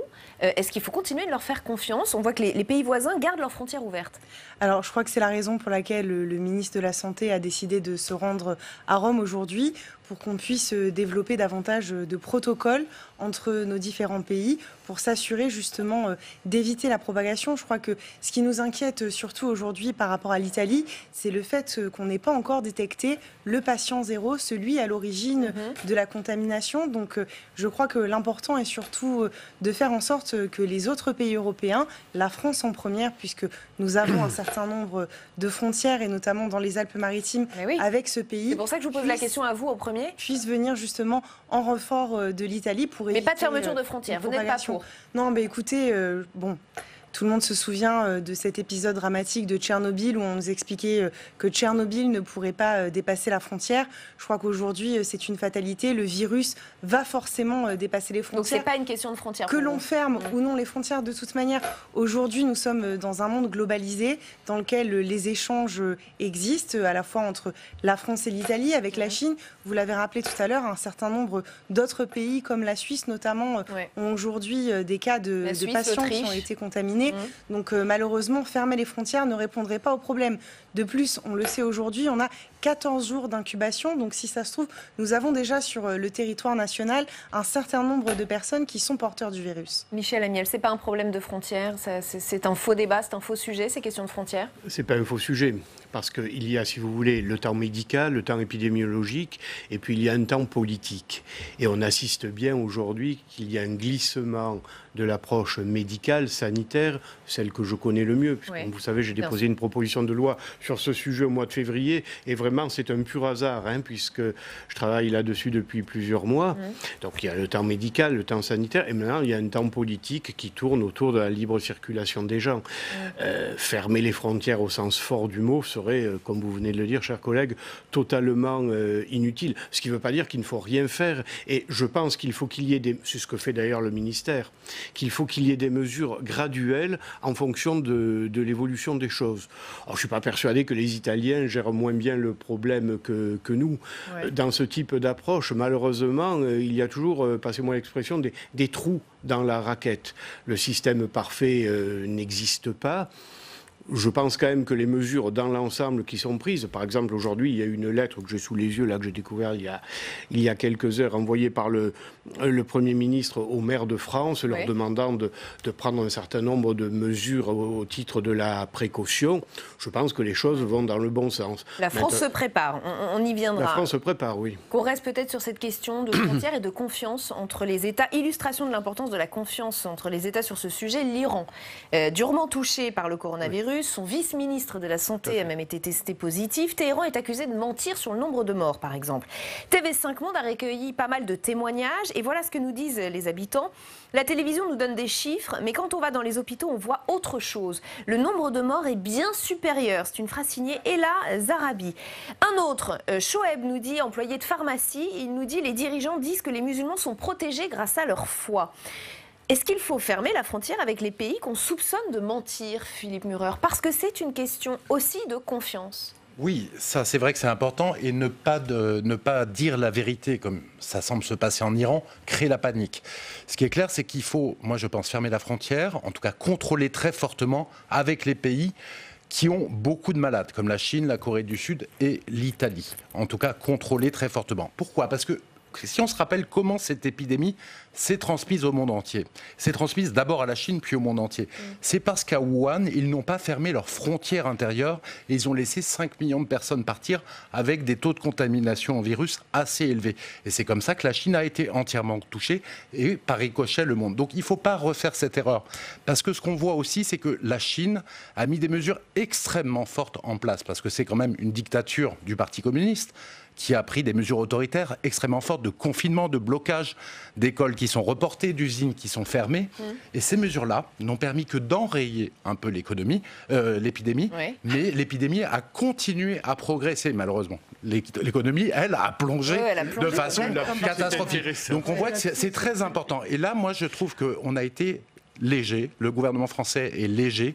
Les USA, Israël, l'Australie et d'autres pays, le Vietnam, ont coupé depuis le 1er février les vols avec la Chine, les résidents chinois. Ouais. Nous avons laissé venir des gens qui sont potentiellement, qui ont une chance importante d'être porteurs du virus. Et là-dessus, c'est toute l'Europe d'ailleurs, tous les pays européens. Et là-dessus, moi je pense que je comprends pas. Je ne sais pas ce que vous en pensez, je comprends pas. Les frontières, c'est pas ça, c'est beaucoup plus que ça. Oui, vous évoquez uniquement les vols, mais fermer les frontières, ça voudrait dire ne plus laisser passer une seule personne d'un pays à l'autre. Mais déjà des contrôles forts et au moins les pays très dangereux, c'est ça que Parce que sur l'Iran, l'Arménie, la Turquie, la Jordanie, le Pakistan et l'Afghanistan ont fermé leurs frontières dimanche. Anne-Marie Moulin. Oui, mais justement, vous le soulignez à juste titre, bloquer une frontière, c'est très grave. Ça interrompt toute relation, les relations sociales, familiales, commerciales, politiques. Nous avons quelques frontières qui sont fermées dans le monde et nous savons bien tout autour tout ce qui s'y passe. Mais laisser une épidémie se répandre, c'est pas tout aussi grave. C'est une vraie question que je vous pose. C'est une vraie question. Dans la balance, qu'est-ce qui est le plus important ? Et c'est une évaluation et c'est pour ça que moi, je pense toujours qu'une épidémie, certes, elle doit être jugée par les scientifiques, par les médecins, mais les politiques sont aussi intimement associés aux connaissances et aux décisions médicales. On ne peut pas séparer une mesure en considérant qu'elle est efficace au point de vue médical, sans considérer en même temps toutes les répercussions qu'elle a sur la société et sur les échanges. Et aussi sur les processus de stigmatisation des populations de part et d'autre, etc. Nous en avons malheureusement beaucoup d'exemples historiques. Mais je crois qu'en fait, le débat n'est pas vraiment sur la question de la fermeture des frontières, mais plus, comme vous l'avez dit tout à l'heure, un renforcement des contrôles, notamment ce dont on parlait, par exemple, par rapport à la prise de température avec les thermomètres infrarouges, qui permettrait d'être une mesure supplémentaire pour contrôler et pour pouvoir anticiper. Mais fermer complètement les frontières aujourd'hui ne semble plus, en tout cas, dans le temps Et revenir à la quarantaine. Actuel. C'est-à-dire que les Chinois peuvent venir et ils passent 14 jours, je veux dire, à ce moment-là, en quarantaine. C'est une possibilité de le faire. Les frontières, même sans symptômes. Même sans symptômes. C'est ce qu'a fait les États-Unis, Israël, l'Australie. Petite précision médicale, justement, vous parlez de prise de température. Alors, dans le cas de cette affection en particulier, il y a une phase asymptomatique qui n'opère pas la contagion. C'est-à-dire que des gens qui sont parfaitement asymptomatiques, je ne parle pas même d'un petit fébricule, c'est asymptomatique, peuvent être quand même contagieux, ce qui n'est pas le cas de toutes les pathologies infectieuses. Ça pose de vrais problèmes en termes de logistique. Et puis, bon, vous l'avez dit, y compris dans le petit lapsus que vous avez fait, les aspects économiques des choses. On ne sait pas combien de temps ça va durer. Et la France dans tout cela, alors je vais peut-être vous l'apprendre sur ce plateau, 2 nouveaux cas viennent d'être recensés en France cette fois. Une personne qui revenait de Chine, une autre personne qui revenait donc de Lombardie. En Italie, la France qui était le premier pays d'Europe à avoir été touché, à avoir eu des malades sur son sol. Elle s'en est plutôt bien sortie jusqu'ici. Il y a ces 2 cas ce soir. Est-ce qu'on peut dire que les autorités, qu'Agnès Buzyn, qu'Olivier Véran s'en sortent plutôt bien et gèrent plutôt bien la situation ? On a posé la question aux membres de la Commission des affaires sociales, Bernard Jomier. Il est avec Steve Jourdain en salle des conférences. Oui, Bernard Jomier, bonjour. Elle est bien gérée, cette crise, par le gouvernement ? Pour le moment, on constate que l'épidémie n'est pas entrée en France. Il y a eu 11 cas qui ont été circonscrits. Les mesures nécessaires ont été prises. Maintenant, il faut voir ce qui va se passer dans les semaines à venir. Il est possible, voire probable, que de nouveaux cas apparaissent. Le virus circule dans un certain nombre de pays et donc il faut se préparer à cette éventualité. On a pris la mesure du problème en France. On a pris la mesure du problème, mais encore faut-il maintenant apporter les réponses qui soient satisfaisantes. Des hôpitaux ont été désignés pour être en quelque sorte en première ligne. Il faut que les moyens nécessaires leur soient accordés. Et actuellement, leur situation est difficile. Il faut que les professionnels de santé de ville sachent clairement quel est le rôle qu'on leur demande, de détecter des cas éventuels, d'aller visiter au domicile les personnes concernées, quelles consignes aux patients qui reviennent des zones touchées en Italie. Et puis troisièmement, il faut que les maires et les élus locaux soient associés et sachent comment réagir, notamment en cas d'organisation de manifestations. Olivier Véran a affirmé que la situation sanitaire liée au coronavirus était maîtrisée en France. Le pire est derrière nous ou le pire est devant nous ? On n'en sait rien. On n'en sait rien et ce serait très prétentieux de prétendre le contraire. C'est un virus qui circule. Ce n'est pas les frontières qui vont l'arrêter. On le voit. C'est ce que Marine Le Pen a réclamé effectivement. On le voit avec ce qui se passe en Italie et ça c'est totalement illusoire comme mesure. Les mesures de confinement à l'échelle individuelle des personnes concernés, bien sûr, sont efficaces, mais pour le reste, c'est une réponse qui est globale. Et les semaines à venir nous diront si l'épidémie s'implante ou non en France. Vous êtes sénateur de Paris, dans une ville comme Paris, une ville-monde, est-ce qu'il y a des mesures particulières à prendre ? Éventuellement, nous avons mis, la maire de Paris a mis en alerte les services municipaux, une information est déployée et diffusée, et évidemment le travail doit se faire en lien avec le gouvernement, en lien avec le ministère de la Santé, et il faut que nos hôpitaux soient prêts et aient les moyens de répondre à l'épidémie. Merci beaucoup, monsieur le sénateur, d'avoir répondu à mes questions.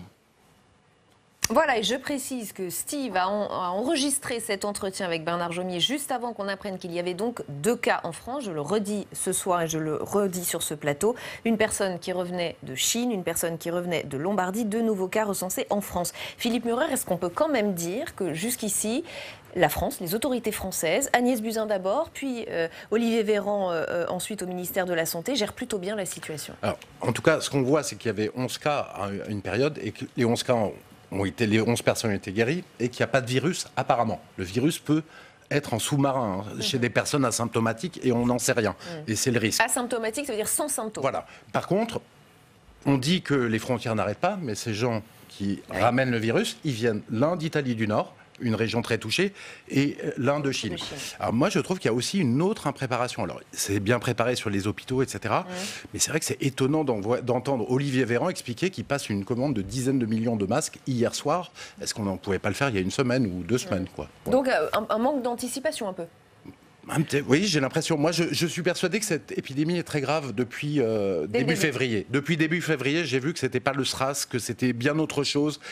Parce qu'en fait, les Chinois ont pris toutes les mesures et ça continue à augmenter. C'est ça, vraiment, la très grande inquiétude avec cette contagiosité qui est absolument immense. Les autorités auraient pu un peu mieux anticiper, Michel Amiel ? On peut toujours faire mieux. On peut toujours faire mieux et où placer le curseur entre prendre les mesures préventives et ne pas créer aussi un véritable état de psychose. Parce qu'on assiste quand même à des réactions à un moment donné qui sont totalement irrationnelles. J'ai vu dans les grands magasins de Milan où les gens commençaient à faire des provisions. C'est la guerre. Alors attention, je ne suis pas en train de minimiser l'importance de cette épidémie. Je voudrais quand même mettre en perspective 2 affections infectieuses, ce dont on parle, est l'épidémie de grippe perannuelle qui tue plusieurs milliers de gens chaque année en France dans l'indifférence totale. On est à 2% là quand même de taux de mortalité. Non. Ah oui, alors après, bon, je ne vais pas rentrer dans les détails techniques, c'est vrai que c'est mon métier, mais il y a la morbidité, la mortalité, la contagiosité, bref. Oui, attention. 1 million de personnes, je veux dire, si tout le monde est touché, il y a 1 million de morts potentielles dans le pire des cas. Non, il n'y a pas de mort potentielle, il y a la morbidité, c'est le nombre de personnes touchées, et la mortalité qui est autre chose. Il y a 6 ou 7 000 morts par an de la grippe dans l'indifférence. Vous savez que c'est un de mes chevaux de bataille de dire il faut vacciner beaucoup plus et en particulier au moins et de façon obligatoire les professions de santé. Alors la gravité véritable de cette épidémie, il faut avoir l'humilité de dire, Jomier l'a dit hier, on n'en sait rien. C'est malheureusement dans les semaines qui viennent qu'on va vraiment savoir si cette épidémie est grave en termes de morbidité, c'est-à-dire de personnes touchées et de mortalité. C'est vrai que les chiffres d'Iran que j'ai regardés tout à l'heure sont totalement fantaisistes. Vous n'y croyez pas non plus? Ah ben j'y crois pas du tout. Ça voudrait dire... alors ils ont une vingtaine de morts, sauf erreur de ma part. Quelques dizaines, oui. Voilà, et il y aurait à peine plus de touchés, ce qui voudrait dire qu'il y aurait une mortalité de l'ordre de 30 ou 40%. Les chiffres sont forcément fantaisistes, compte tenu de ce qu'on commence à savoir de la gravité de l'affection elle-même. Anne-Marie Moulin? Moi, je pense que cette épidémie, je ne dirais pas qu'elle vient à point, ça serait évidemment très grave de dire ça. Mais je pense qu'elle va mettre à l'épreuve notre système sanitaire. Je suis un tout petit peu étonnée de notre optimisme vis-à-vis... tant qu'il s'agira de quelques cas, je suis persuadée que nous avons les compétences, les possibilités financières, les locaux, etc., pour prendre en charge un certain nombre de malades et de sujets contacts. Puisqu'il faut toujours ne pas oublier qu'il y a 2 populations concernées. Par contre, imaginons que le mécanisme s'emballe. À ce moment-là, je crains qu'on se retrouve face à un système sanitaire qui traverse quand même en ce moment, nos hôpitaux, nous le savons bien, une crise profonde. Une malade âgée qui attend 7 à 8 heures aux urgences, ça n'est plus une chose rare. Pendant ce temps-là, elle a tout le temps d'éternuer autour d'elle. Tant que c'est quelque chose de... On voit bien que si tout d'un coup le mécanisme s'emballait, notre système sanitaire tout entier serait mis à l'épreuve. Dépassé. Et là, honnêtement, on ne peut pas se réjouir de cette occasion de le réformer, mais quelque part, cela révélerait des faiblesses que nous connaissons bien. Ça pourrait être une répétition générale de quelque chose de plus grave à venir, en quelque sorte. Marine Brenier. Oui, moi je crois que la problématique qui est la nôtre, c'est que il faut réussir à trouver le bon curseur entre le principe de précaution et un principe de responsabilité. C'est vrai que quand on pense à ces contaminations, on a forcément en tête ce qui s'était passé à l'époque avec la grippe aviaire, toute la commande des vaccins, et on se dit que peut-être que les gouvernements successifs ont eu peur de recommencer ce qui s'était passé à l'époque et d'avoir finalement la population qui se retourne contre le politique. Sauf qu'aujourd'hui, on a l'impression qu'on est face à l'excès inverse. C'est-à-dire que finalement, par crainte d'être trop précautionneux, et bien finalement, aujourd'hui, on est un peu dans l'attente. Alors, j'ai entendu le ministre de la Santé dire qu'il n'y avait pas de problème, notamment... Je vais le citer, parce que j'ai cité sa phrase sur RTL ce matin. Il nous dit « Nous préparons l'ensemble des dispositifs de veille sanitaire et d'intervention en ville comme à l'hôpital dans l'hypothèse où l'épidémie viendrait. » A priori, il se prépare et tout est prêt. Alors, il se prépare, sauf que les faits parlent d'eux-mêmes. C'est-à-dire que quand vous allez aujourd'hui dans une pharmacie,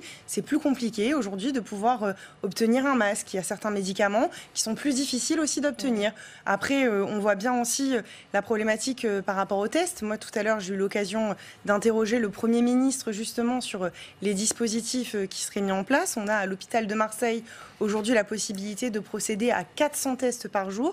Il semblerait que dès demain, le gouvernement mette en place des mesures pour passer à 1000. Mais effectivement, si on en vient à une pandémie, puisqu'on se dirige vers... L'OMS le dit. Vu ce qu'il se passe au niveau international, peut-être que les 1000 tests par jour ne seront pas suffisants pour absorber la quantité de patients qui risquent de se diriger vers les hôpitaux. Alors évidemment, il est important d'associer la médecine de ville, mais je crois qu'aujourd'hui, le rôle du politique, il est de parler en responsabilité. Et parler en responsabilité, ça n'est pas affoler la population, éviter d'alimenter la psychose, tout en expliquant à chacun l'importance d'être vigilant et de procéder à certains gestes qui devraient être des gestes d'une banalité absolue, comme se laver les mains, faire attention quand on tousse, quand on se mouche, faire attention aux autres, appeler le 15 et essayer d'être attentif à tous ceux qui sont autour de nous, puisqu'encore une fois, 14 jours d'incubation, peut-être qu'aujourd'hui, déjà, et vous l'avez dit tout à l'heure, 2 cas supplémentaires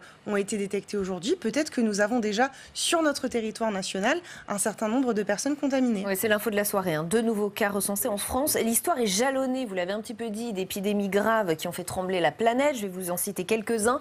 La peste noire, 50 millions de victimes à travers le monde au XIVe siècle, dont 25 millions sur le continent européen.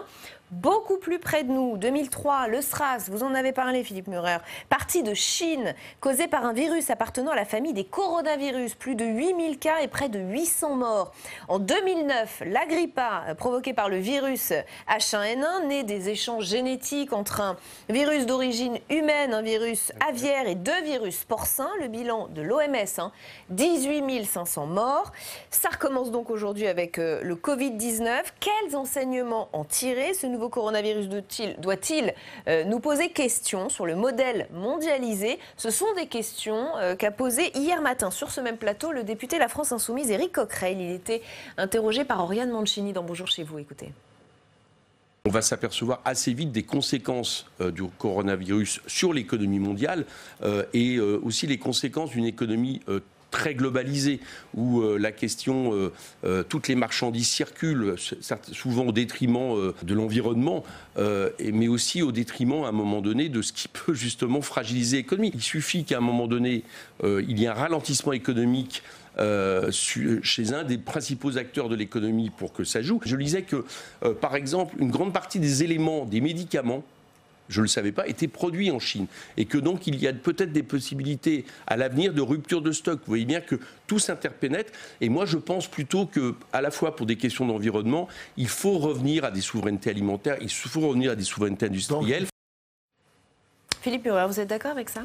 Oui, c'est tout à fait juste. On est dans une grande fragilité. D'autant que, pour le moment, on l'a un peu passé sous silence, mais la Chine, l'économie chinoise est en train de s'effondrer du fait des mesures très courageuses qu'ils ont prises pour contenir le virus. Moins 92% des ventes de voitures, des ventes d'immobilier à l'arrêt. Les grandes entreprises multinationales américaines qui disent, j'appuie Éric Coquerel dessus, qui disent qu'il y a ils vont pas pouvoir produire certains produits, que les iPhones, ça va être compliqué, qu'ils pourront pas en livrer autant que d'habitude parce qu'ils sont pas fabriqués. Et en fait, on a la Chine qui est au cœur des chaînes de production mondiale, qui sont complètement éclatés, qui nous font prendre des risques très importants. Et c'est très juste sur les médicaments. Ça fait longtemps que ce risque existe. Ça fait longtemps, les médecins le savent, qu'il y a des ruptures de stock. Ou en tant que patient, je m'en suis aperçu, des ruptures de stock qui sont dues apparemment au fait qu'on est dépendant de quelques usines à l'étranger, en Chine, en Inde, et qu'elles peuvent être fermées pour des raisons de sécurité et mettre du temps à réouvrir. Ça crée des ruptures de stock. Et là, ça pourrait faire que s'il y a un chaos total en Chine, j'y crois pas, mais on ne pourrait pas soigner. Ce qui est quand même très embêtant. En fait, on est dans une fragilité économique très forte à cause de cette mondialisation, une fragilité sanitaire, et pas que sur cette pandémie. On a aussi le virus de la tomate qui est arrivé de Jordanie et d'Israël. On a aussi le virus des oliviers qui est arrivé en Italie du Sud et qui arrive un peu dans le sud de la France, qui menace les oliviers, d'autres continents. On a des vers mangeurs de lombrics qui sont arrivés. On a le frelon asiatique qui menace les abeilles. On voit que ça nous met dans une vraie fragilité. Et moi, j'espère que les élites vont se rendre compte qu'ils sont allés beaucoup trop loin dans la mondialisation et qu'il faut revenir à des échanges. Il faut qu'il y ait des échanges. Il faut que les échanges soient raisonnables et pas déraisonnables comme aujourd'hui. Michel Amiel, c'est une vraie leçon à tirer de ce coronavirus. Oui, je pense aussi. Alors, quoique n'étant pas souverainiste d'un point de vue philosophique, je rejoins ce que vous venez de dire. Il faut qu'on retrouve un minimum pas la direction qu'on prend, d'indépendance. Écoutez, comme vous venez de le dire, chaque fois qu'il y a une crise au sens fort du mot, là il s'agit d'une crise sanitaire, il faut savoir en tirer les enseignements. Vous voyez, l'antibiotique le plus banal qui soit, l'amoxicilline, qui, sauf erreur de ma part, est fabriquée à 80% en Chine. Ce qui est tout à fait inouï. Et ayant été longtemps praticien, pas si longtemps que ça, effectivement, les ruptures de stock, d'ailleurs, il y a eu une mission sénatoriale qui a été faite sur ce sujet, sont une véritable préoccupation. Alors, il ne s'agit pas de remettre en cause la totalité de la mondialisation, mais simplement... Un peu quand même, c'est un peu ce qu'on entend. Ah ben oui, tout à fait. Simplement savoir tirer les conséquences lorsqu'il se passe quelque chose et en modérer les effets, oui, je le pense. Et sur la dépendance, excusez-moi. Sur la dépendance médicamenteuse, c'est vrai que c'est un sujet qui est assez récurrent. Et avec le groupe Les Républicains à l'Assemblée nationale, c'est un sujet sur lequel on s'était mobilisé. On avait alerté la ministre de la Santé, Agnès Buzyn, là-dessus, qui nous avait expliqué qu'aujourd'hui, il n'y avait pas de réelle dépendance, puisque seulement certains produits sont fabriqués en Chine. Mais bon, on le voit bien aujourd'hui. Effectivement, dès qu'on se retrouve face à une crise et face à une demande accrue, on n'est plus en capacité de pouvoir fournir ces médicaments. Savoir tirer les enseignements. J'espère vraiment que le gouvernement va apprendre de ce qui se passe. Anne-Marie Moulin. Mais je crois qu'on n'a pas pris la mesure de tous les goulots d'étranglement qu'il peut y avoir, en particulier dans l'industrie pharmaceutique. Je pense par exemple qu'il y a longtemps qu'on sait que le paracétamol, paraît-il, qui est largement consommé par tout le monde, je ne vais pas citer de nom. Que le paracétamol, finalement, la molécule de base qui ne coûte rien, qui est vraiment pratiquement n'est fabriquée que par un seul pays. Donc on voit bien comment notre économie est fragile. Et l'exemple du paracétamol est probablement multipliable par beaucoup pour les spécialistes. Seulement, on le sait, on le constate, et puis on oublie.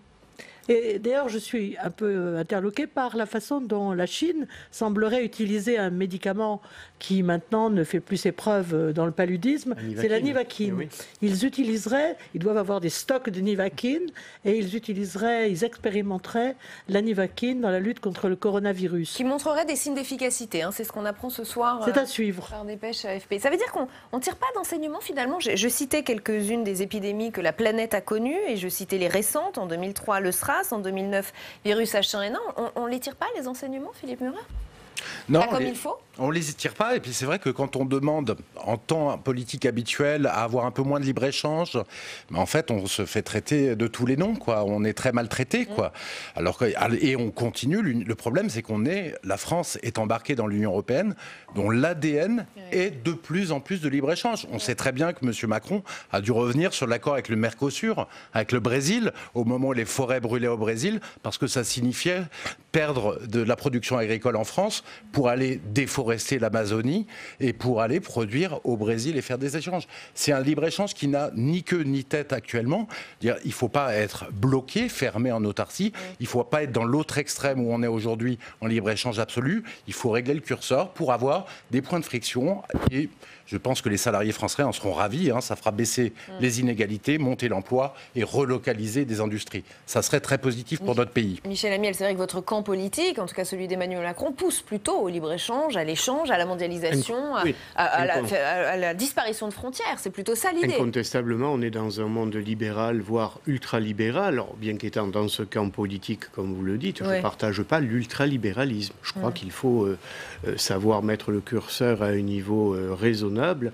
Et justement, les crises telles que celles que nous traversons actuellement sont là pour nous rappeler les dangers d'être totalement dépendant d'une économie mondialisée. Il faut savoir tirer les leçons de ces choses-là. Alors, effectivement, la nature humaine est faite ainsi que lorsque la crise est passée, on continue comme d'habitude. C'est pas ma façon de voir les choses. Je pense qu'il faut être très prudent. Après, on ne remonte pas des usines de fabrique de médicaments comme ça. Il en va j'emploie le mot au sens fort du mot, de la volonté politique. À un moment donné, il faut savoir dire attention, là il y a des voyants rouges qui s'allument, il faut savoir les voir et en tirer les conséquences. Revenir vers un modèle plus local pour conclure, Marine Brenier. Écoutez, je crois que l'économie de la santé est vraiment une économie à part dans notre pays. Et c'est vrai que nous avons cette tradition française. On est très attaché à notre système de santé. Oui. Et dans tous les camps politiques, d'ailleurs, on essaie de se battre pour un meilleur système de santé qui, malheureusement, depuis quelques années, est décrié. Mais je crois qu'on a vraiment cette ambition qui devient de plus en plus prégnante pour tous les partis politiques de vouloir, de nouveau, faire une place pour la santé. Alors, malheureusement, aujourd'hui, dû à cette pandémie, mais je crois que vraiment l'économie de la santé doit pouvoir revenir au cœur des ambitions françaises. Et on va s'arrêter là. Merci infiniment à tous les 4 d'avoir participé à ce grand débat. Je répète quand même l'information de la soirée. Ce sont ces 2 nouveaux cas recensés en France. Leur état de santé n'inspirerait aucune inquiétude. C'est quand même la bonne nouvelle dans cette affaire. Nous, on se retrouve demain à 17h30 pour un ALPL spécial Salon de l'agriculture depuis la porte de Versailles à Paris.